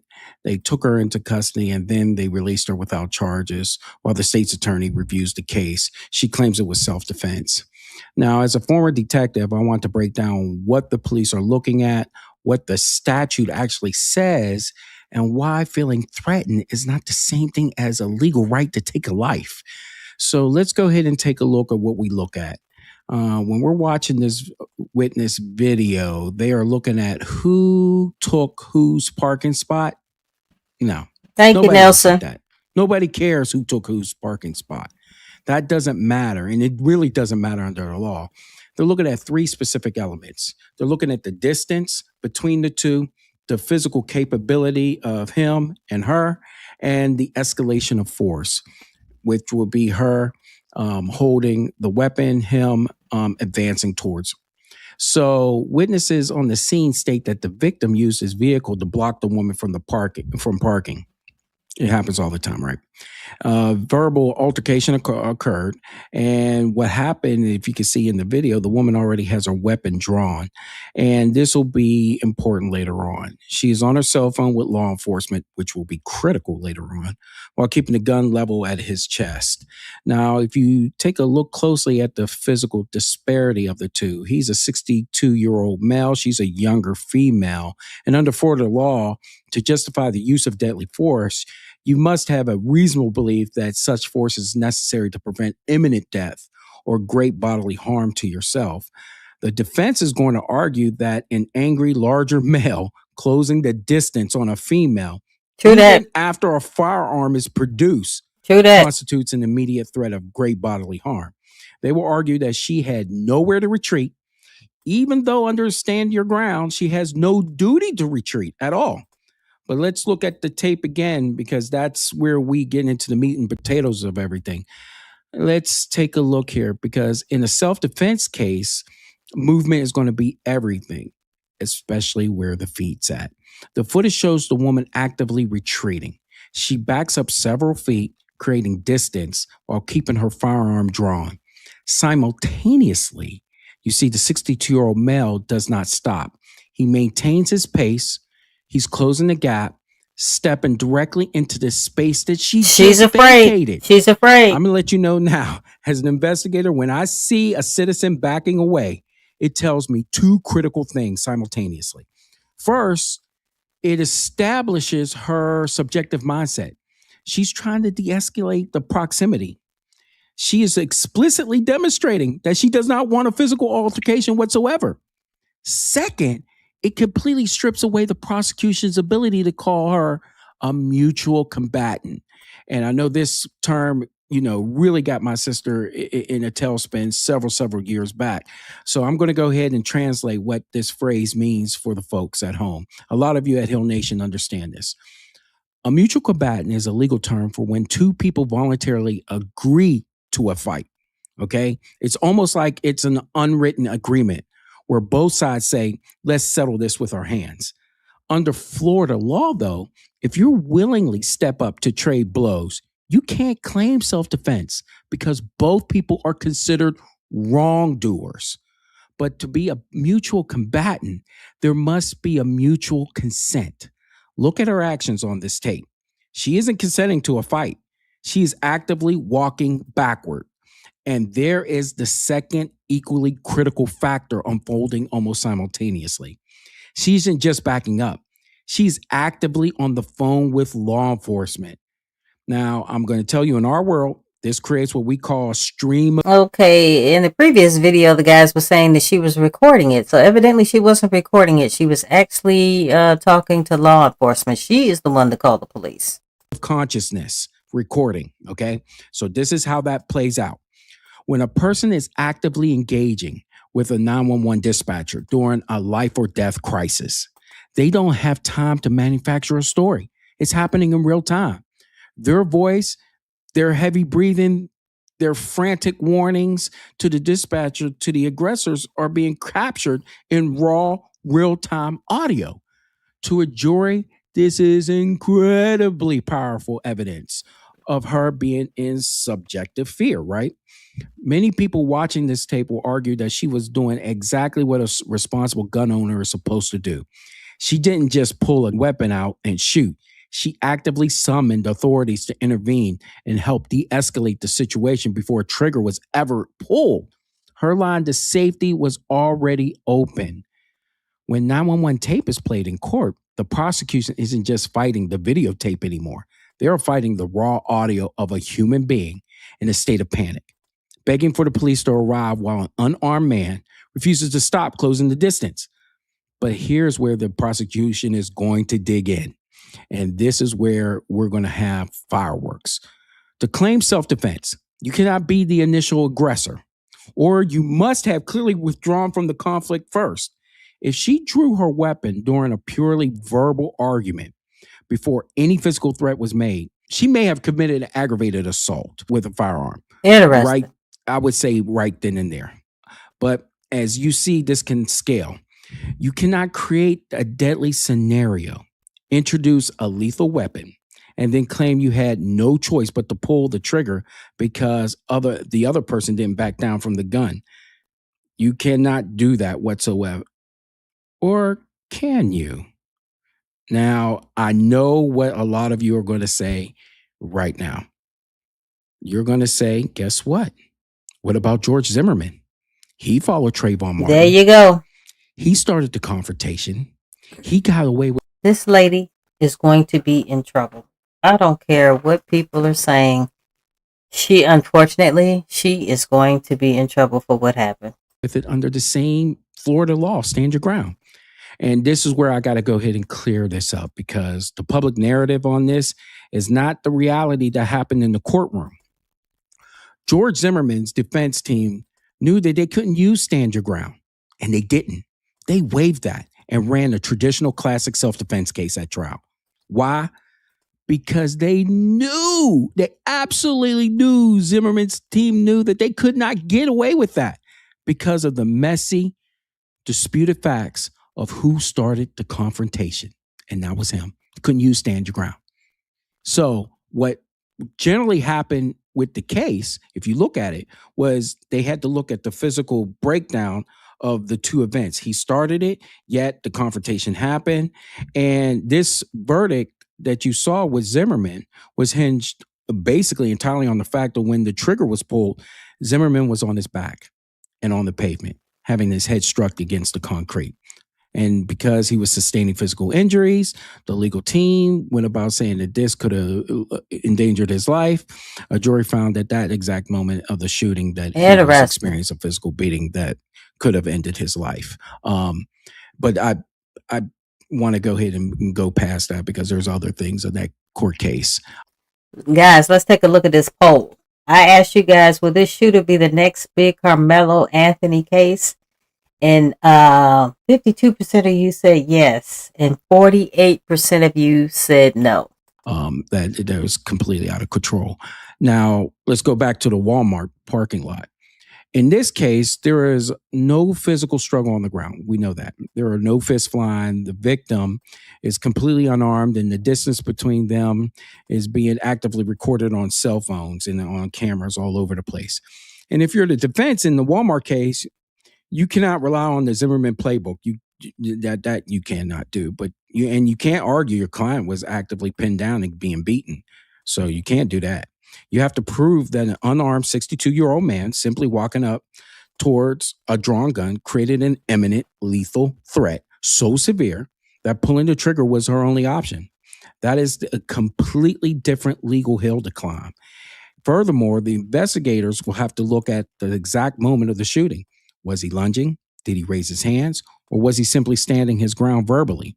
Because a verbal insult in of itself, no matter how unhinged it is, it does not authorize a citizen to deploy deadly force on a public street.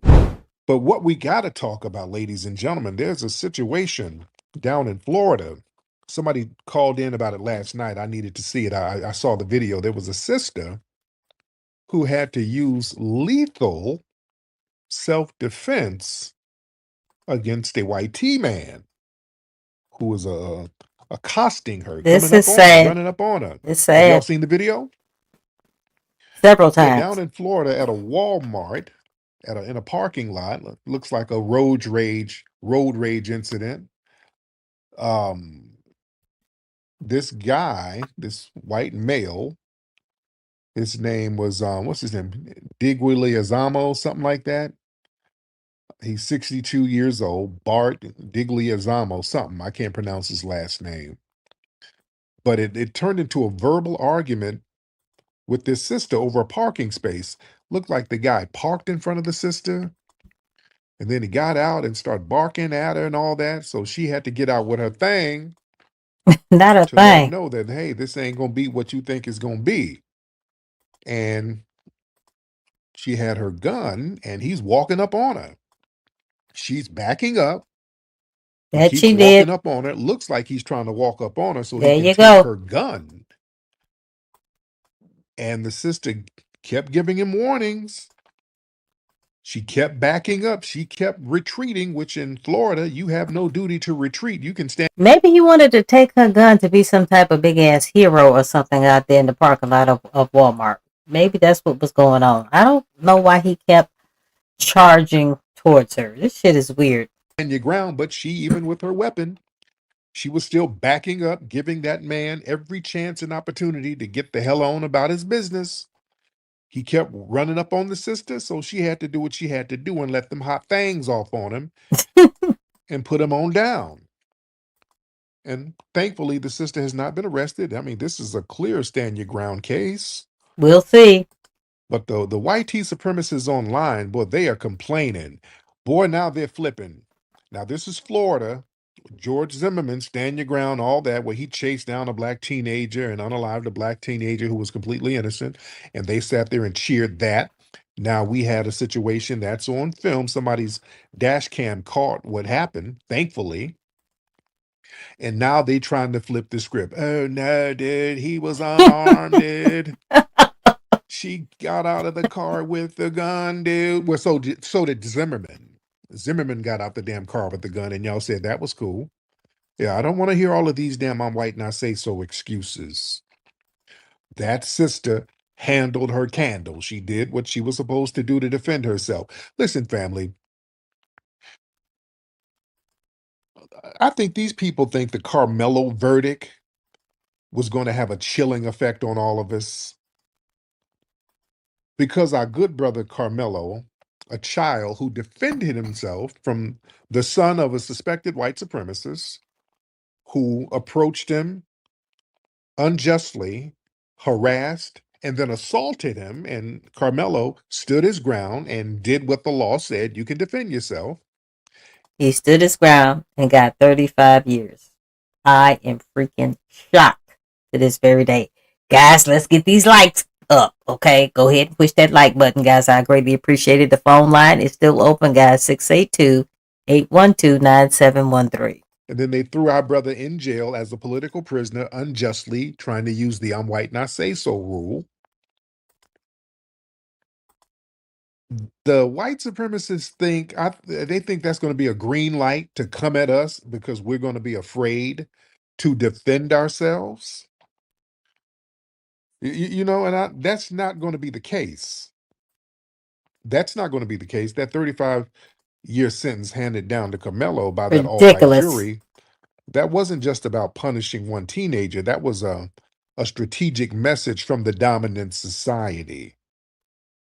The system, they wanted to weaponize that conviction so they could mandate black passivity, so they could broadcast a clear threat that defending yourself against a white aggressor could cost you your freedom.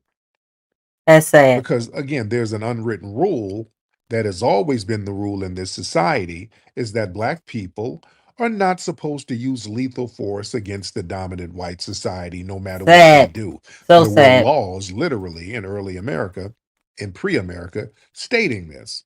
A black person or a Negro is not supposed to raise their hand in defense of a white person under no circumstance. Ridiculous.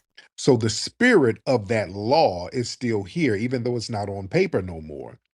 And we're saying, damn that. They had a miscalculation of the chilling effect, ladies and gentlemen. Yeah, you see, they think that watching what went down with our brother Carmelo, which we're going to still fight to get him out. He's a political prisoner, and we're going to stand on business, and however long it takes, we're going to get him out of there. He shouldn't be in jail whatsoever.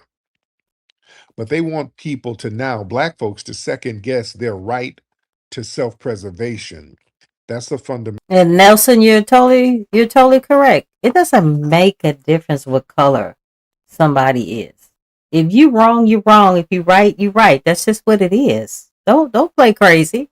If you right, you right. You wrong, you're wrong.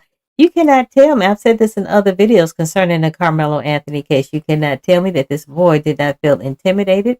He didn't feel scared. You cannot tell me he did not get jumped. Okay?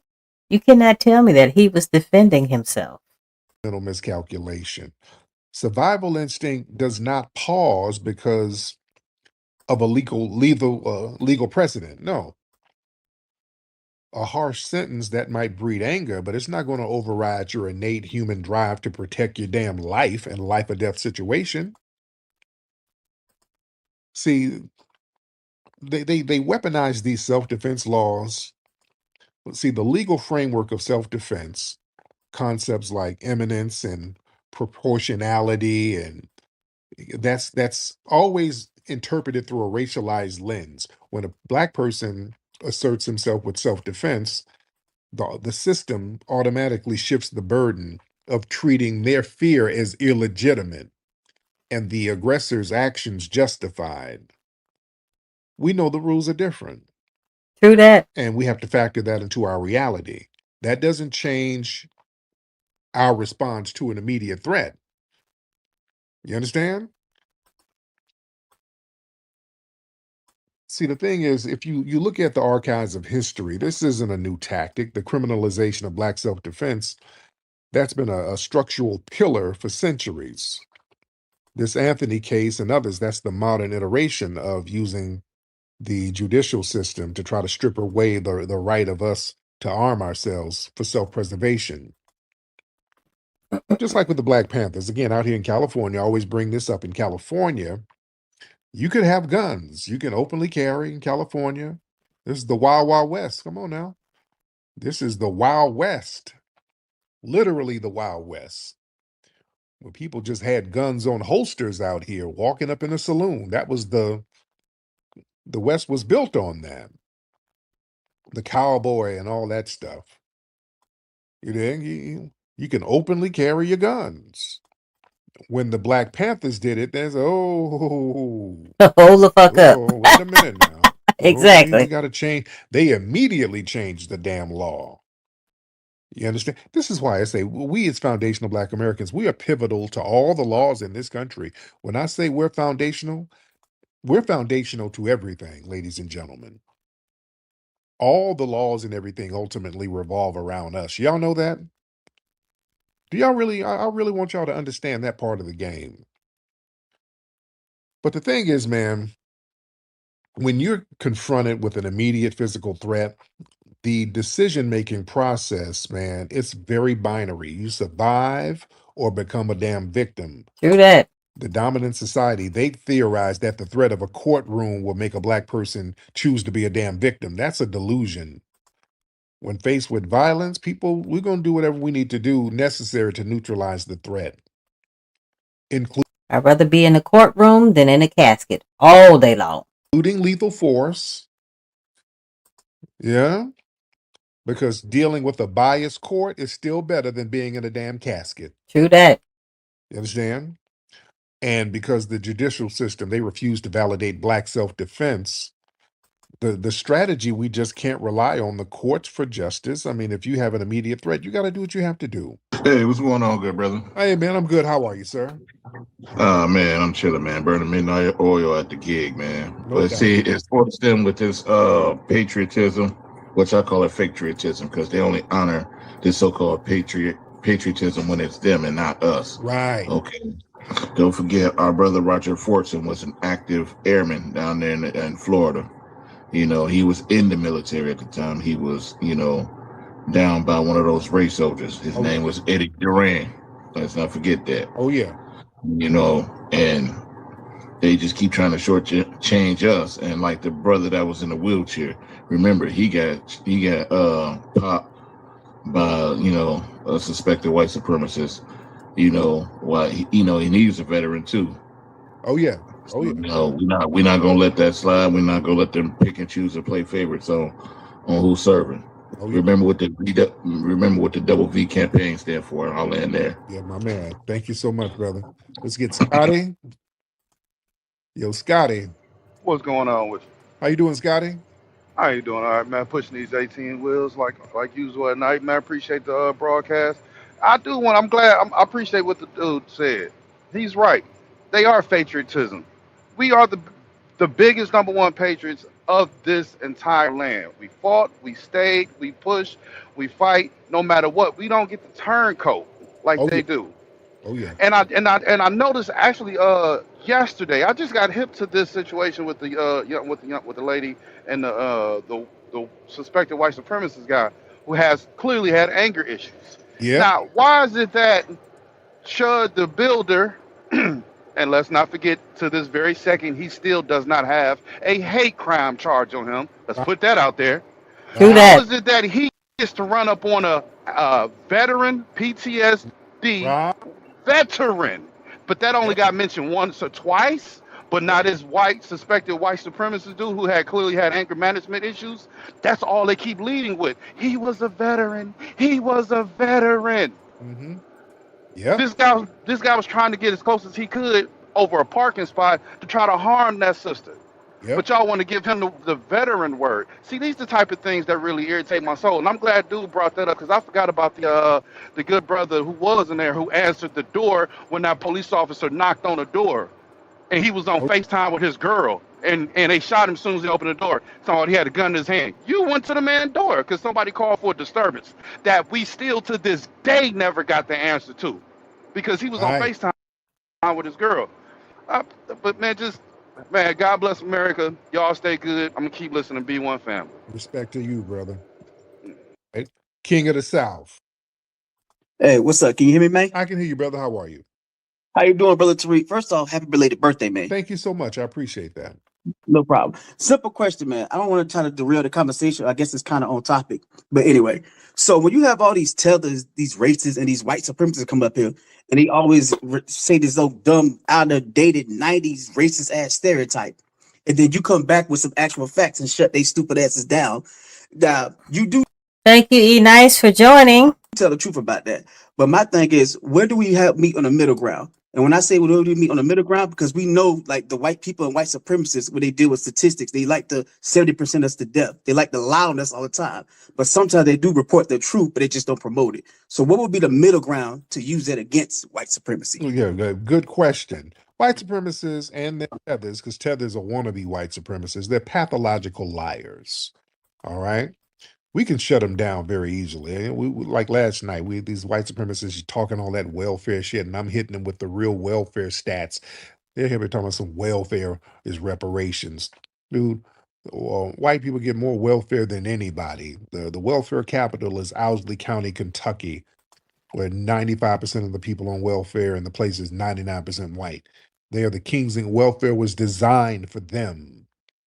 All right, we couldn't even get welfare in the early days of welfare, because they excluded us from that, welfare and Social Security, by the way. So we just hit them with that, and they'll just go to the next I'm white and I say so narrative. But all you got to do is hit them with this. Okay, well, what you gonna do about it? What should be done about it? If we got all this going on and we so damn violent, then what should be done about it? Now let's get to the doing, and that usually shuts them down, because the name of the game is for them to just be perpetually antagonistic. You understand? And just project a bunch of stuff on us so they can feel better. Again, they always have to talk about us because we're the soul of this nation, ladies and gentlemen. I want y'all to understand something. We as foundational Black Americans, we are literally. So, Nelson, are you trying to say that the veteran was autistic? I'm kind of lost at your comment. The soul and center of this country. Do y'all understand that? Pow happened in North Lauderdale, Florida today. And the person was unalive. 62-year-old brat, white Caucasian man, and the shooter was a black woman. And it appears that they were arguing over a parking space at Walmart. That's crazy. It's sad because life means nothing to people anymore. However, a video was produced, and from my understanding, allegedly, the way his car was positioned, he was trying to hurry up and get in a parking spot, and she zoomed up in there, or however it happened. She ended up in the parking spot. So Brad, the 62-year-old veteran, okay, Army Nelson, sergeant. He is a veteran Army sergeant, and he was a trauma nurse before that, I believe, in the military. He didn't like that, and he approached her several times. From my understanding, she got on the phone, she called 911, and she was saying she was in distress. I need the police here now. This guy is approaching me. I have a weapon. I don't know what he's going to do to me, and I'm going to use my weapon that I have licensed to me. Now, I don't want to hear people hollering about it's not self-defense, it's self-defense, because the last I checked, the Republican Party made it legal for people to carry their pop-outs. Now, my question, before we go into this argument all over the internet tonight and the rest of the year, and something else going to happen and something else going to happen, why did they make it legal? Why? Thank you, George, for getting up here and participating. I greatly appreciate it. Guys, the phone line is still open, 682-812-9713. They say citizens can carry pawpaws. When do you supposed to use it? That's my question. When do you use your pawpaw? Do you have to physically wait for someone to touch you? Do you have to like be on the ground with your face in the dirt? I mean, when do you use this pawpaw? For everybody that's going to argue, that ain't self-defense. Well, what is self-defense? They didn't make it clear when they made the pawpaws legal. But they all talking about the Democrat Party, right? But the Republicans, the ones put the pawpaws out on the street. And look at people. They're going crazy. You know, sometimes having that pawpaw give you courage that you normally wouldn't have. True that. Having True that that. pawpaw make you stand your grounds. I'm going to tell you what, guys. I've said this in other videos, okay? I'm a small framed woman, okay? I always keep something on me. If by chance you catch me out, I don't have my shit on me, you would notice my demeanor is a little different, okay? Okay, I am not as vocal if I don't have my stuff on me. Okay. You know, in any other setting, she may have went in the store and got the manager if she didn't have that pop out. True that. You know, she wouldn't have stood around and argued with him. But since she had it, she felt the need to say, "Hey, you're not scaring me. I got a pop out. There You you better get go. away from me. There That's you my go. rights," which it is, because y'all made it legal. So this is the problem. So either we're gonna fix pow control, or we gonna be the wild wild west. What is it gonna be? What do y'all want for America? So a military sergeant is gone. And from the video that Senseless. I watched, from the little clippings that I did see and people sent to me, it appears he was the aggressor. He was. The aggressor. He was. Walking up to this woman. He And was. she pretty much was telling him, "Get back. Get away from me." There you go. See, it's the same thing with Karmelo Anthony, y'all. True And that. that's the part y'all don't want to hear. Because y'all think it's about this. We're not taking up for someone because of their skin color. To me, that's absolutely ridiculous, when I know there's a lot of people around here that does that. But I'm not one of them people. Right is right, wrong is wrong. If you do True wrong, as you're that. going to jail. True that. If you did right, you did right. Don't matter. If somebody got hurt, hey, that's what it is. That's life. You cannot get in people's personal space, Karen. I hope these Karen and Becky's learn something, because we have thousands of videos of them walking up in people's face, thinking, I don't know. I totally agree with you, Wild L23. Self-defense is not the Wild Wild West. It sure isn't.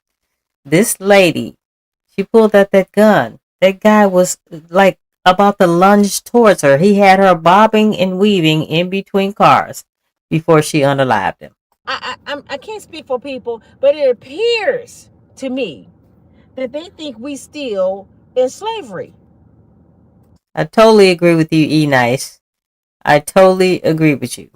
Because it's always brown people they approach. I done seen a few videos, probably one or two, but it's hardly ever a Karen or a Becky walking up to a Caucasian person asking them for their slave papers. There you go. I don't know who told people that they can walk up to a total stranger. You got to be mentally ill walking up to a total stranger and said, "Who are you? What are you doing here?" A stranger? Don't you learn that stranger danger when you little? Exactly. That you're not even supposed to communicate with strangers. You don't know this person. This person could be Ted Bundy. He could be Michael Myers. You don't know who you talking to. Not only do you get in their face, you get disrespectful. True that. I seen a Karen try to take a chair at the pool from a kid, and his brother is recording saying, "My brother is a minor." She pretty much like, "So I don't care." And there was several other chairs empty. "I want this chair." She's snatching it from this kid. Thank God his black mama didn't walk up, because it would have been a problem. And this is where y'all come in and say we're hood rats and we fight all the time. I mean, damn, what we supposed to do? Just get beat up? We want to be treated right just like everybody else. Don't put your motherfucking hands on me. Don't talk crazy to me. And you live to see another day. That's just what it is. So if she's telling this man, "Get out my tent."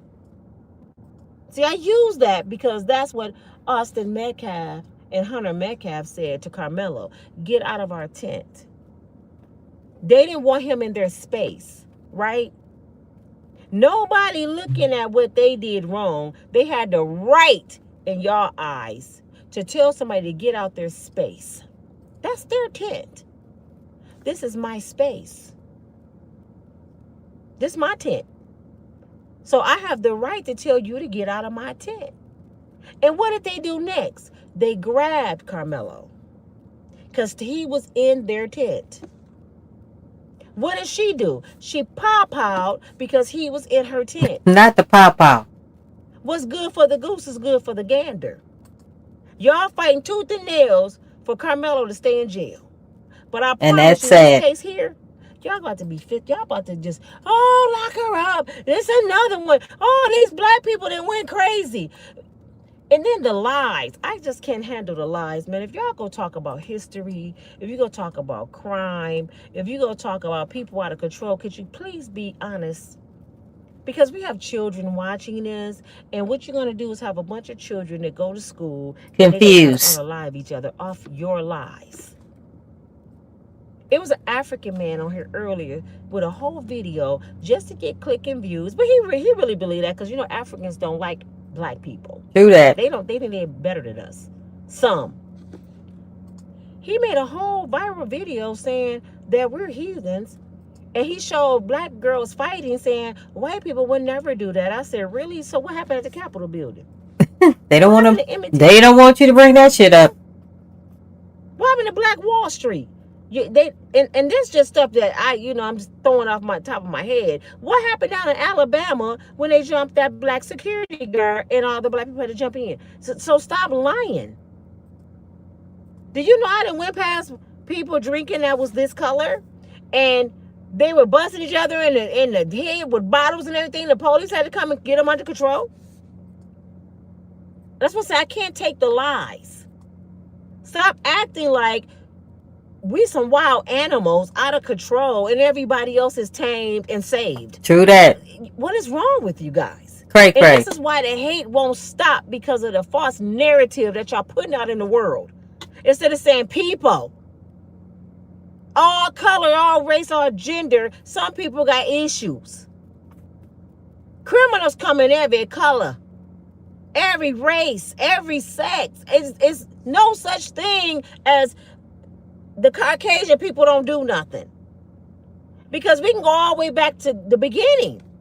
What did they do to the indigenous people? Did they not jump them? They didn't just jump them. They unalived them. And they stole the land. True Y'all that. keep forgetting they kicked it off.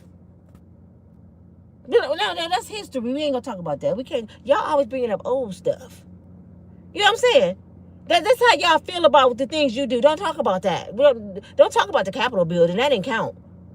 That just happened. Don't play. Grown men pulled a kid out the house and that's sad. Unrecognizable. Don't talk about him. Oh, we ain't gonna talk about Black Wall Street. Y'all be talking about old stuff all the time. Let's not leave that alone. So the stuff that happened to us, we supposed to just say sweep it under the rug. Now that we have different kind of people, we have people that really don't even fear God out here. They will fight you. They will pow you. They will hurt you. Now is the problem. But when y'all was running around here policing slaves and having paws on slaves and blowing their foot off and putting them decorations on trees, y'all forgot about that. It was okay. And don't say that's history, because they just found a girl from Flint, Michigan. George, yes, that Aubrey case was really, really sad. That was probably one of the saddest things I have seen in a long time. Really sad. During Juneteenth, June 19th that just passed, 2026, decoration from a tree. And they keep finding our young men decoration from the tree. Black folks, that's not black folks' work. See, we know our work like you know your work. We don't work like that. We're not putting in that much work. Getting a rope, pulling it, putting a body on it. We don't do that. Black folks just come up to you and pop. You know, that's I'm finna go home and give me a beer. That's what they do. Woo, she's speaking the truth. Work like that, we know where it came from. And then the news lied, it was suicide. What I know about my people, that's too much work. I'm gonna climb up on that tree. I'm gonna put a rope that's strong enough. We ain't about to do that. Around this branch in the middle of nowhere, and I'm gonna climb up on that tree and I'm gonna jump. We not about to do that. Bridge first. Do you understand me? They'd take some fentanyl. They would OD off some Krugs. That ain't our work. So stop lying. But y'all want us to believe that false narrative that you guys don't do anything wrong. True that. So of course we got a bunch of racial shit going on. Of course people that's licensed to carry. That's the reason they're licensed to carry, to protect their person. Their person is their body around my area. You can't get too close to me and I don't know you, because if you get too close and you're an Army veteran, you can crack my neck. I'm not supposed to wait until you put your hands on me. True that. For you to be a threat. The threat is you walking up on me and I'm telling you to get back. Exactly. But y'all don't want to believe that. Then y'all say, no, you can't pretty much bring a pawpaw to a fist fight. Says who? Why did we have it? So I gotta wait till you knock me out and then gain conscience to go get my pawpaw? Oh no, when you a man and you do something to me, I gotta go get my brother to make it equal. I'm just trying to understand this logical thinking that y'all. You might not be alive to go get your brother. Okay? You might not be alive to get your brother. And guys, I've said this in a lot of videos that I make. I carry some shit on me at all times. Okay? And you will notice that my octave is not that damn high if I don't have my shit on me. If I have my shit on me, I'm talking shit to your ass all day long. You're not about to talk to me crazy, and you're not about to put your damn hands on me. That is not going to happen. I have. Who said if you poke me, I gotta make sure when you poke me with your pointing finger, let me poke you back with my pointing finger. Oh, you slap me, well, you use 3 fingers, let me use 3, because if I use 4, I'm gonna get in trouble. Who told y'all that's how fights go? Fight is like court. You don't know how you gonna come out. True that. Somebody might slap you, and the other person might run you over with a car. That's why it's very important. It's very important, people, to leave people alone. That's just the easy solution to this problem. Keep your hands to yourself. Just horrible. Instead of just using common sense and being good people. All you have to do is be responsible for you. Don't be responsible for your entire race. And this is where the problem coming in at. Y'all think y'all have to fight for an entire race. I'm not fighting for an entire race. I know people in my race that's crazy as hell. I know people in my family that's stupid. So I'm not going to say black people don't do nothing. Black people do a lot of stuff. But when you've been oppressed all your life and you in poverty and you the bottom of the barrel and they make life hard for you to get jobs, you can't stay in certain areas, you get judged, you get questioned, you might just be mad and just want to fight everybody. Am I making an excuse? No, that's what happened when you were oppressed. And y'all say, well, y'all was oppressed during slavery. We still oppressed to this day. True that. Oppressed to this day. I just seen a guy talking about Donald Trump had a meeting and he had something like, what are they called now? It's a new name. It ain't the Proud Boys. He got a whole new group of men. And they acting like the Proud Boys, not the Proud Boys, the Rough Riders from the 1800s. Really? Who was racist, didn't like black people, and was doing evil, wicked stuff on this land. He got them behind him, and he the president of the United States. Do y'all know how horrible that is for real? I don't care if you racist right now. For real. Do you know how horrible it is? And you call yourself a Christian. Dig deep down inside of you tonight and say, what would Jesus think about? True that. I like her too, E-Nice. She's speaking the truth all day long. Approve of this? Will he approve of people hating other sets of people and think they can run folks? And if you don't do what I say, I'm going to unalive you. Unfair justice. What would Jesus do? Y'all wonder why I keep bringing up God? Because that's what's missing in the world today. We can make video after video. People can go viral. Somebody can have a video this high, some this low. Your opinion over here, my opinion. While L23 said at this point, no more non-black friends for me, because even the non-racist ones will send you to prison for 35 years for no reason. Shit, that's true. You an N-word, you a crack or whatever. We can go all day long, but the main ingredient that's missing is God. If people have more God in them, they know how to move better. They know how to think. And all you got to do is repent and ask God to use you. But people hate our way, logic. So that's what make America so horrible. But some people in their mind think making America great again is oppressing a certain race of people. What make you so great over somebody else? Is that in the word? Can you show me scripture? Can you show me scripture? That's why I be throwing scripture at these demons. I be like, you know what? I ain't gonna argue with you. I'm gonna let Jesus whoop you. Here you go. Bam, take that, take that, take that. Read these scriptures. And you know what they say to me? Just because you're. So Tina said you would get more views if you would have more content than that damned Karmelo Anthony.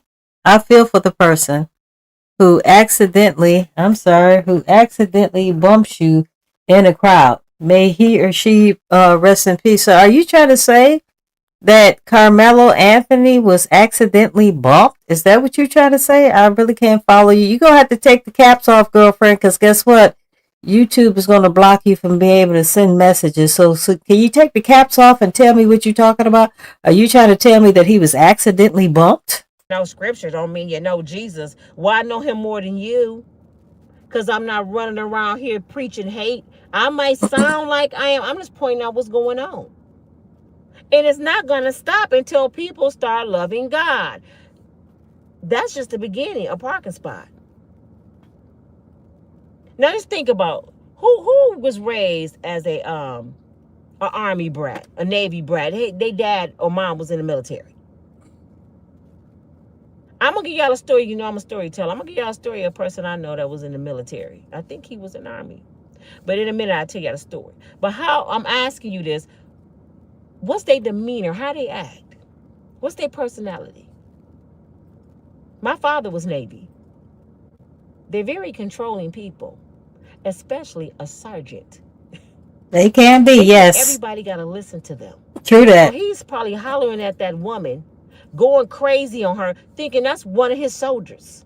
You better bow down to me. I am a military sergeant, bitch. True that. Do you know I fought for this country? He was treating her like she was one of his soldiers. I agree. That's probably what happened. Military. So I can imagine that authority. He was a sergeant. That authority. He may not even have the intentions of hurting her, but he wanted her to submit and bow down because that's his position. Do you understand me? And she looking at it like, I don't know you. She didn't know he was an army soldier. True that. Sergeant. She didn't know that. She don't know him. She probably would have gave him a little bit more respect if she knew that. But she didn't know. And he, to be a sergeant, over all these soldiers he didn't have to deal with, he should have had a little bit more self-control. He should have been like, you know what? You was wrong. Welcome back, Ma of Dos. Greatly appreciate you being here. You took my parking space, but since you're a woman, I'm going to park over here. He'll still be living right now. Do y'all see the smallest? Guys, we got a caller. Let's check it out. Caller, this is Kelly from Why I Killed You TV. Who's calling? How you doing? Good morning, Miss Kelly. This is E Nice. Hey, E Nice, what's going on with you? Hey, man, I wanted to talk to you before I get to cook me some food real quick. Okay. She sounds great, and she is right about military personnel in a way that we. All right, I tell the story real quick. I was a E3, and another guy was an E4. Evidently, he was a Caucasian. I didn't make it to E4 the first time. He made it. As soon as he put that chevron on his arm, he said, I'm not asking you to do it. I'm telling you to do it. I believe it. When we went through whatever he was doing in our area, whatever. I looked at him and just left. But I see when they start getting rank, like, I agree with the woman. If you chase me, if you follow me, I don't even know about chase, around my car and I have my weapon in my hand, you must want to see my weapon. True that. Yeah, I believe, because I'm military just like you, I believe sometimes a lot of people let that rank go to their head. And that's probably what happened. And, I'm believing that this is self-defense, but I also believe that this lady is going to be in big trouble. They're going to figure out a way where she going to be in big trouble for this situation. This is what I'm thinking. If she has a license for that gun, she should be good. Because, like I said, he chased around that car 2 or 3 times. Like I seen her circle around the car, and he's still stalking. So if I had a girlfriend, a mother, a daughter, handle your business. Gotcha. All right. Well, thank you so much for participating. All right, I'll probably call back a little later if you let me. No, we've been on here for I don't know how many hours, 2.5 hours. I've been looking for you too. Huh? I was looking for you last night because I wake up around 4 o'clock in the morning because I'm in Jersey. I was live last night too, so I don't know what happened. But anyway, I got about another 20 minutes and I'm out. But I greatly appreciate you participating up in here. You always do. Thank you so much. Every day you here, I'm here. All right, let's get that man off. Let's get that man off that verdict because, like they saying, it's a lot of suspect things going on. Oh, I'm sorry, that knife. They keep taking a picture of the knife where it's folded down. Right. To make that injury, that knife should have been up, and it's in a locked position when it's on up. Exactly. So it shouldn't have been unlocked. And then why is the bag not open? That bag should have been open, not closed. True that. Because when did he have time to put the knife almost in the closed position after allegedly stabbing him? That doesn't make any sense whatsoever. Nah, that don't make sense. Yeah, and then like I said, that's a replicate knife. Why they didn't have a real knife up there? And then one time they showed a picture, the tent was moved, like I was saying, the real knife was supposed to be up there, but it was in the rain. So how you got body matter on the knife and it's in the rain? Exactly.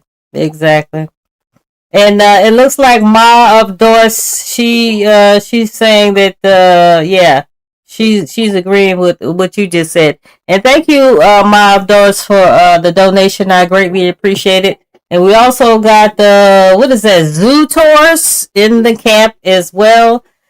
They're saying they try to make it whenever a black person legally defends themselves, they're going to throw them in jail. And I agree. I believe that to the fullest. That's why I think this lady's going to be in trouble. She can't. To me, I don't think she can because, like I said, she backed up 2 or 3 times. You walked up on that lady 4 or 5, more than 10 feet. I seen you take steps when the girl had a gun in her hand. That's your problem, homeboy. We're about to see.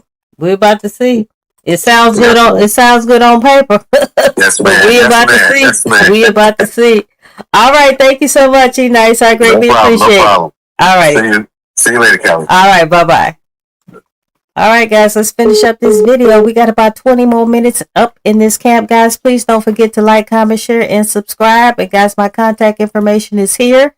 And guys, you can still get on the mic if you want to get on here and comment. The number is 682-812-9713. Thank you so much, Ma of Doris. I greatly appreciate you, girlfriend. Little things can save your life. It ain't about I'm white and you're black and you gotta do the smallest little thing can save your life. My father always taught us it take a bigger man to walk away. True that.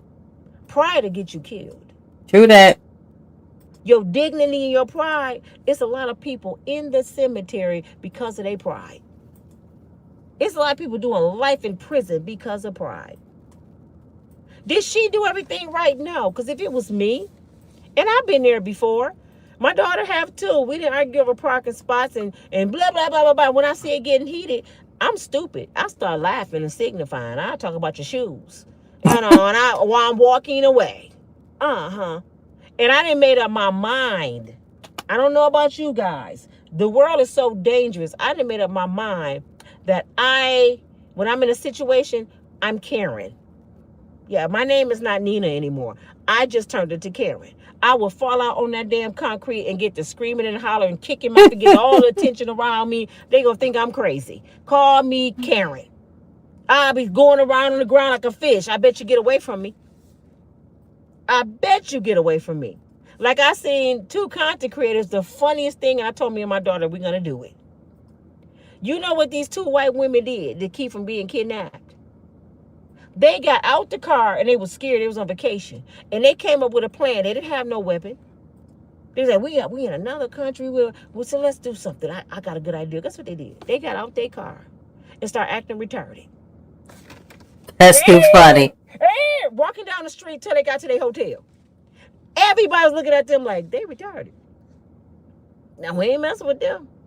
One was digging in their nose. One was scratching. Oh, my Leave God. them alone. Oh, my God. Simple like that. I said, I'm gonna catch retarded. Zootor says, I am glad Karmelo defended himself. I don't want to see another summer where a young black man will be reduced to a hashtag after being murdered. I totally agree with you. I'm glad he defended himself, and I'm hoping that this new defense team that he got is going to get him off. Okay? Off totally. No manslaughter, no murder, no reduced time. I want him to get off. I'm behind Karmelo Anthony 1,000% because I do believe that he was defending himself. But based on everything I have seen, this man, whatever argument that they got into, he chased her down. He approached her without ceasing while she had a gun in her hand, trying to avoid him. Ooh, that's your ass. With the Broward Sheriff's Office say Monday, a woman and 62-year-old Bart DiGuglielmo were arguing over a parking spot when the woman pulled out a gun. Video provided by witnesses show the 62-year-old fall to the ground bleeding from his stomach area. The father of three would eventually die from his injuries. To the first story at hand, and this is the story that has a lot of controversy, whether or not this young lady was justified in shooting this guy in a parking lot. Let me start with this. It's sad because somebody died and somebody has to live with the fact that they killed somebody over a parking It's sad. spot. I want to employ to you guys. I know you want to slap people and cuss them out when they do things. I do. I had to ask God for forgiveness. I be wanting to run people off the road and turn their car into a smoldering fireball. But you have to use common sense and think these things through. I was talking to my wife about somebody that I want to slap when I see them in person, but I'm not going to do it because I'm a good Christian. But you have to think about what will happen and the unintentional consequences of doing some of the things out of anger, right? I slap a person and I'm thinking, I'm just going to slap this person. I think this guy is a police officer in real life. I'm not sure, but I think he's a police officer. You slap them, you knock them out, they bump their head on the ground, they die. Now you didn't want to go to prison for life for killing somebody because you were angry and think you were going to just do one thing and it led to another. All right, let me stop talking and get to the story. Roll it. A father of three losing his life over a parking spot. And tonight, the woman accused of shooting him claims that she fired in self-defense. Local 10's Rochelle spoke exclusively to the victim's daughter. He's live down in North Lauderdale with what the video shows. Rush. So you just mentioned this, and this is important. This woman is claiming self-defense. She'll have to argue that she had a fear, an imminent fear for her life. Well, tonight, we have the video, and you'll see it for yourself. And what we also have tonight are the words of the victim's daughter. And you'll see how heartbroken she is. The backstory on this case, she was estranged from her dad for many years. Who cares? Recently, Nobody they were cares trying about to that. rebuild their lives when he lost his life. We're going to start this with the video. The victim with the gray shirt. The woman with the gun. There is a standoff, and then the shooting. You can hear it. He was a good man.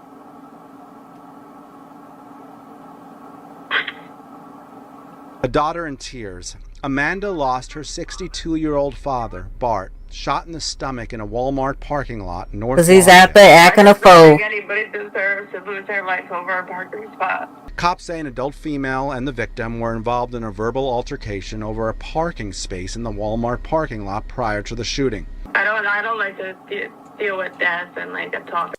Mob Doris, you are the second one. Well, no, you're about the third one to say the man looked like he was sauced up. I'm thinking he might have been drunk. He was probably getting ready to celebrate the 4th of July weekend, but he never lived to see the 4th of July. About it at all. That's why I was very hesitant to do this interview. But you are doing it. Why do you want to speak about your dad? Because I want my dad to be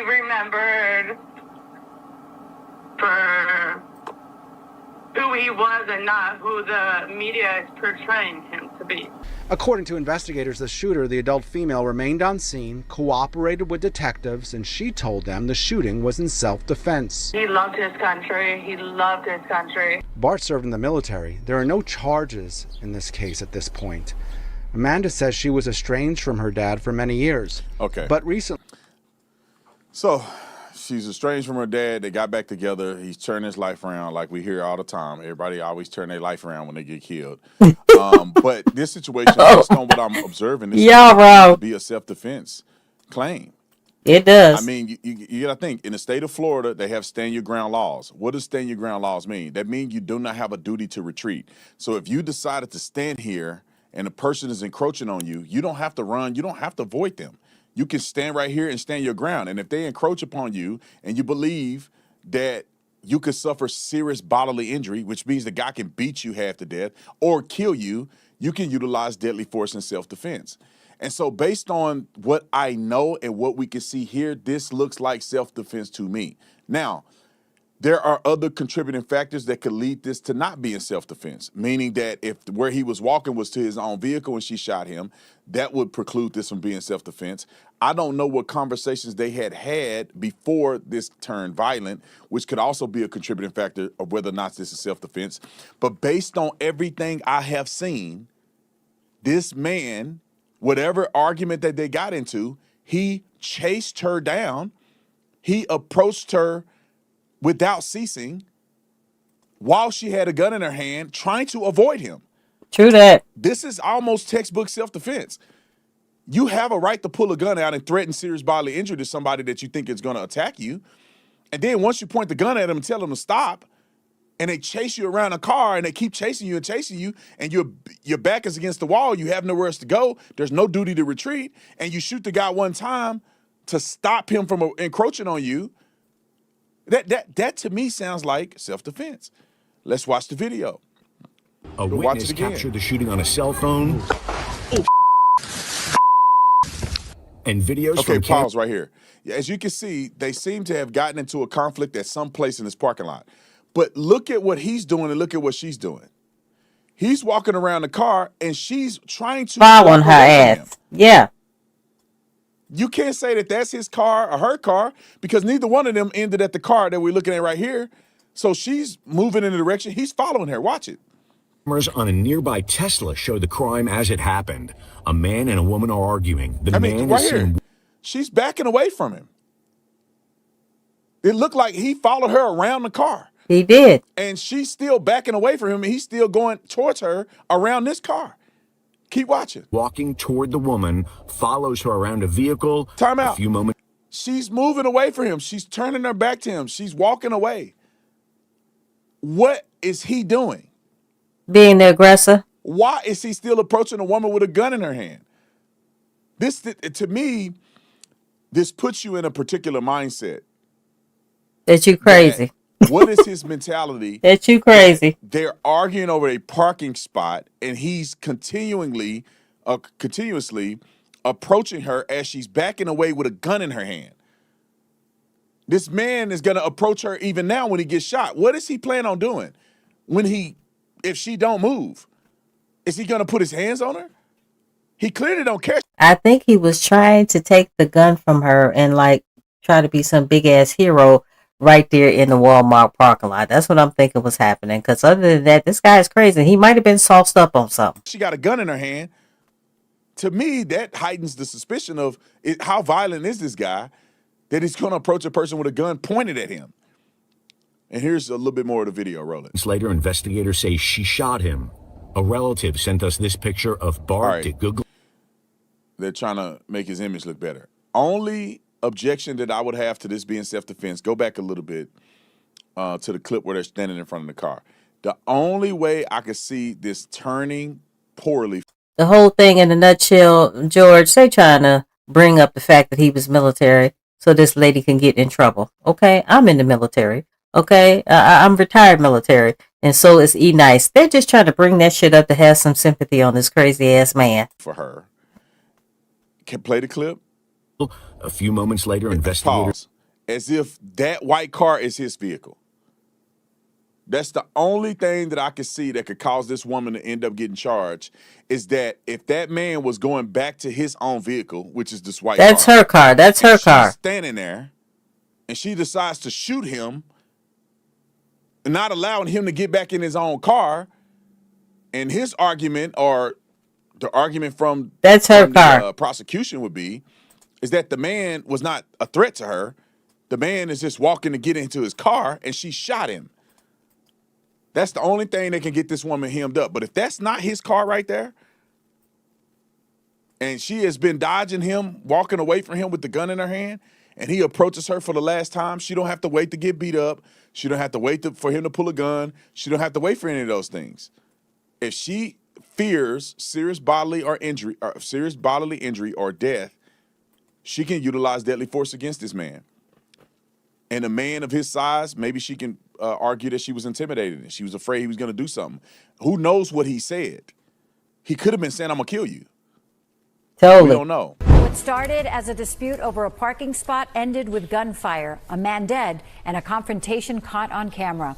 And investigators are now sorting through the disturbing new evidence. NBC6's Steve Litz has a chilling video and explains why the shooter says that she acted in self-defense. A witness captured the shooting on a cell phone. Mob Doss, you correct. They are gonna try to figure out why didn't she just get back in the car and leave? Why should she have to leave? She shouldn't have to leave. Okay? She should not have to. Why are we always the ones that got to leave? That shit pisses me off. And videos from cameras on a nearby Tesla show the crime as it happened. A man and a woman are arguing. The man is seen walking toward the woman, follows her around a vehicle. A few moments later, investigators say she shot him. A relative sent us this picture of Bart DeGuglielmo. He died from his injuries.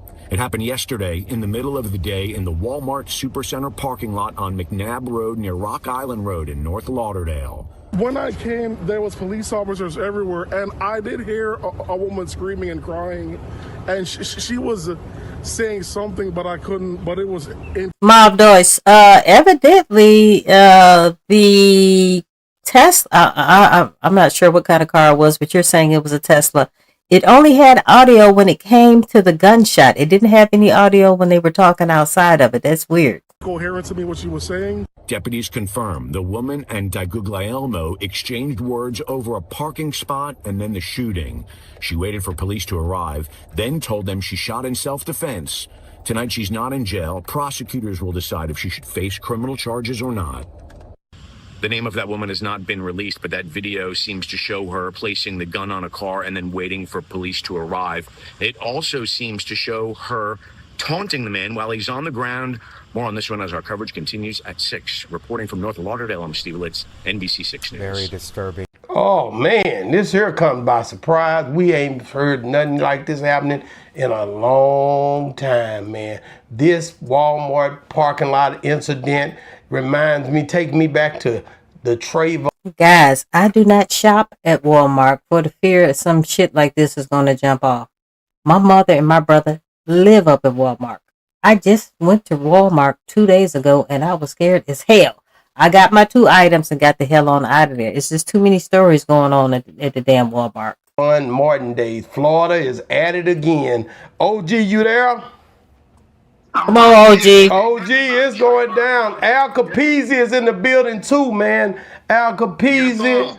Listen, man, I'm looking at this and I'm telling you right now, man, it's a bad situation for both parties. The families of both of these people today are in disarray because this here is crazy work in a parking lot. I have got into it with folks over parking spots. You know, I was gonna park there. I was here first. I had my signal light on. I'm gonna turn in right there. You swoop in before me. Hey, man, what you doing, bruh? You could have hit my car. And next thing you know, he out, trying to figure out, wait, man, what you doing? Too much drama at Walmart. Hey, man, parking spot ain't worth your life, man. Yeah, man, but it cost him heels, man. Serious, man. Let me ask you something, OG. When you look at this right here, this woman here, she stood her ground, man, and she at home right now, and I believe she'll be all right, man, because he was moving towards her when she took the shot on him, as you can see on the video. No, she's going to the... She stood her ground. But I don't think she's gonna be all right. I think she's gonna be in some big trouble for what happened. Okay, they have a way of flipping shit on our asses, and we about to see. Catch your shit on stay by the day. What? There you go. That's excessive over argument and that over argument of a parking space.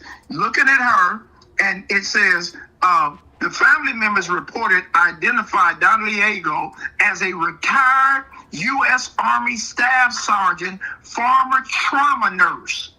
He was a Christian man, a very good person that wouldn't hurt anyone. Don Diego's sister, who didn't want to share her full name. You right, Mob Dose. She told him to stop, and he kept on coming.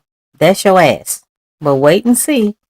She gonna be in trouble. That's what I think. That's my honest opinion. She gonna be in trouble. Like, man, she's sitting up in there shoplifting at Walmart. What the hell? Oh my God. Where the shoplifting come from? Oh, y'all didn't know she got a case for shoplifting? Stop lying. Stop lying. Out there trying to find a I don't even think she even made it in the damn Walmart. This guy was worrying her from the jump. And I'm going to be honest with you. I don't know who was in the wrong because I don't hear the audio, but somebody has the audio too. And that audio is going to come out. They didn't play the audio. They should have played the audio. I hate when these things happen and they play games with these video footage because they don't want the truth to get out. True that. Something was said. What were they saying to each other? Why was this happening like this? This is what was said. Why we can't hear the whole thing? We heard the gunshot and nothing else. That's weird. Walking up and heard a lady screaming. David Anderson, a witness, told CBS News she was screaming and she was saying a lot of things. She was saying a lot of things. That's what David she's saying. Stand back, get back, leave me alone.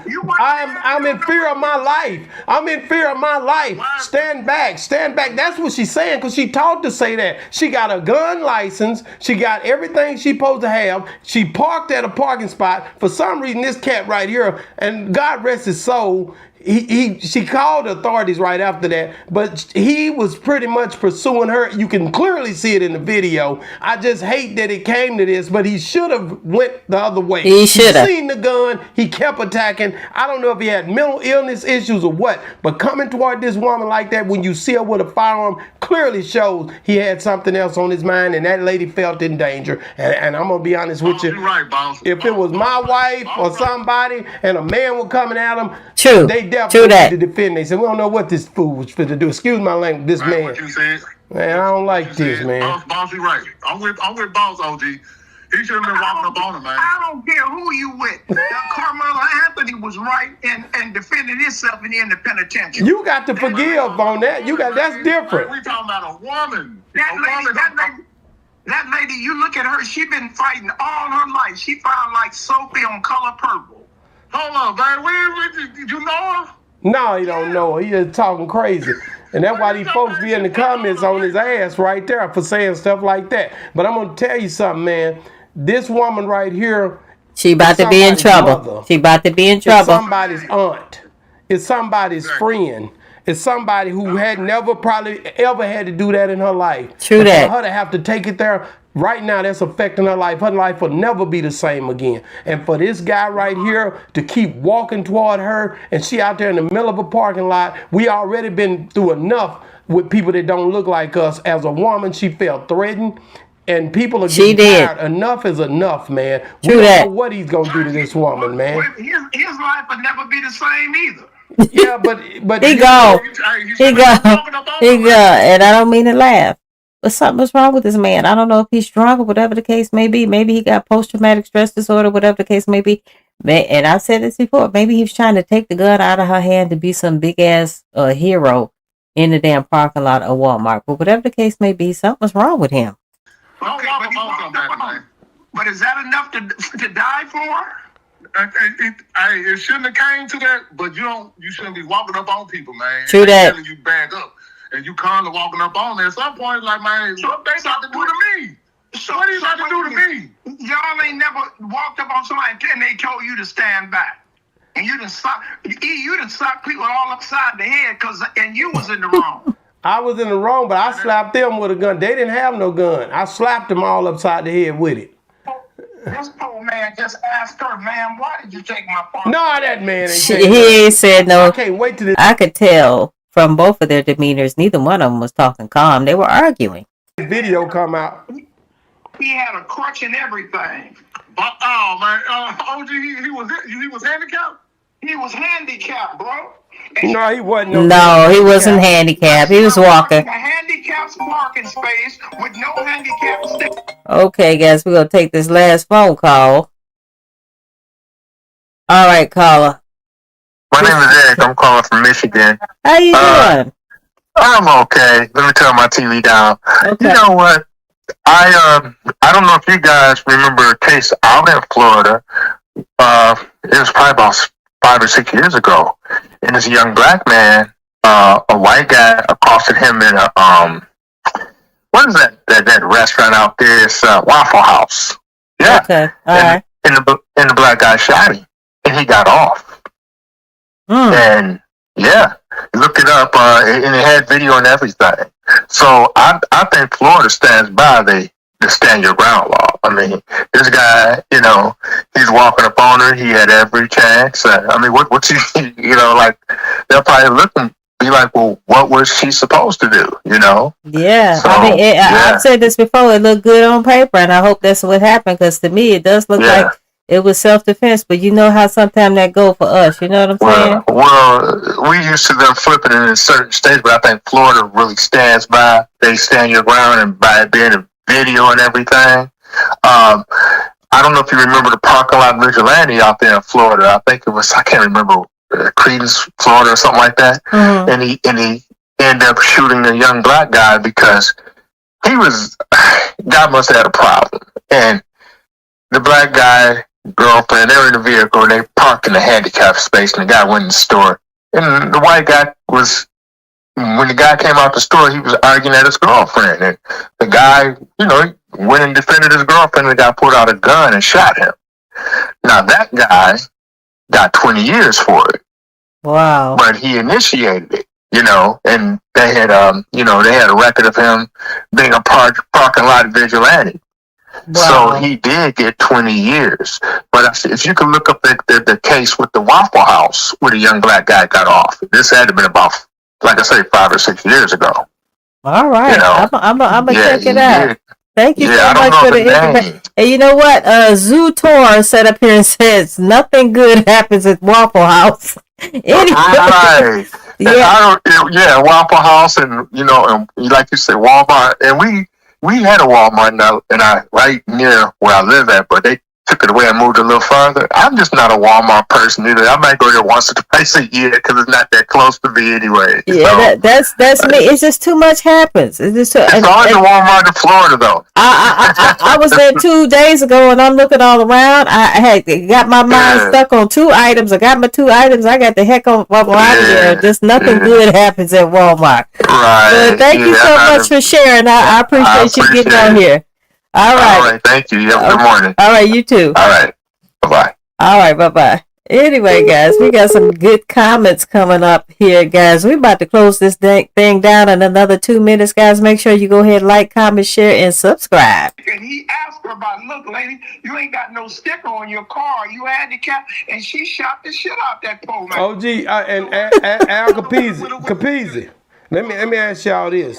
The sheriff's office said homicide detectives are investigating the shooting. Once the investigation is complete, the case will be presented to the Broward State Attorney's Office, which will determine whether criminal charges are warranted. So they got a process that they have to do. Right now, she at home in fear of her life. And let me just say this, Al Capizzi, then you answer me on it. Do you feel like she got anything to worry about, or you think they'll come back and say, hey, man, you know, you had to do what you had to do? It was a black woman, right? Yeah, it was a black woman. Right? Mm-hmm. She got something to worry about now. Hey, she do got something to worry about, man, because she a black woman, number one. And he was a veteran, number two. Even though he shouldn't have been walking up on her and making her feel. Let me be clear on something before I go to OG. Okay. We're not in the 1970s. This ain't Oprah Winfrey. Hold on, this ain't Oprah. This ain't Oprah Winfrey. The color In purple. color period. This ain't. Let me finish. This ain't Oprah Winfrey on Color Purple, and her and this white man into it. That ain't what we're dealing with here. This here is a situation in 2026. People are having confrontations, and cameras are out. And people know that if you run up in this courtroom wasting the money of the state, that this could be a bad situation for whoever's in office. So I don't see them just to push her into that courtroom trying to defend herself on this. If she get a good attorney, which she will, I don't know, because she at Walmart, she might have to have a public offender.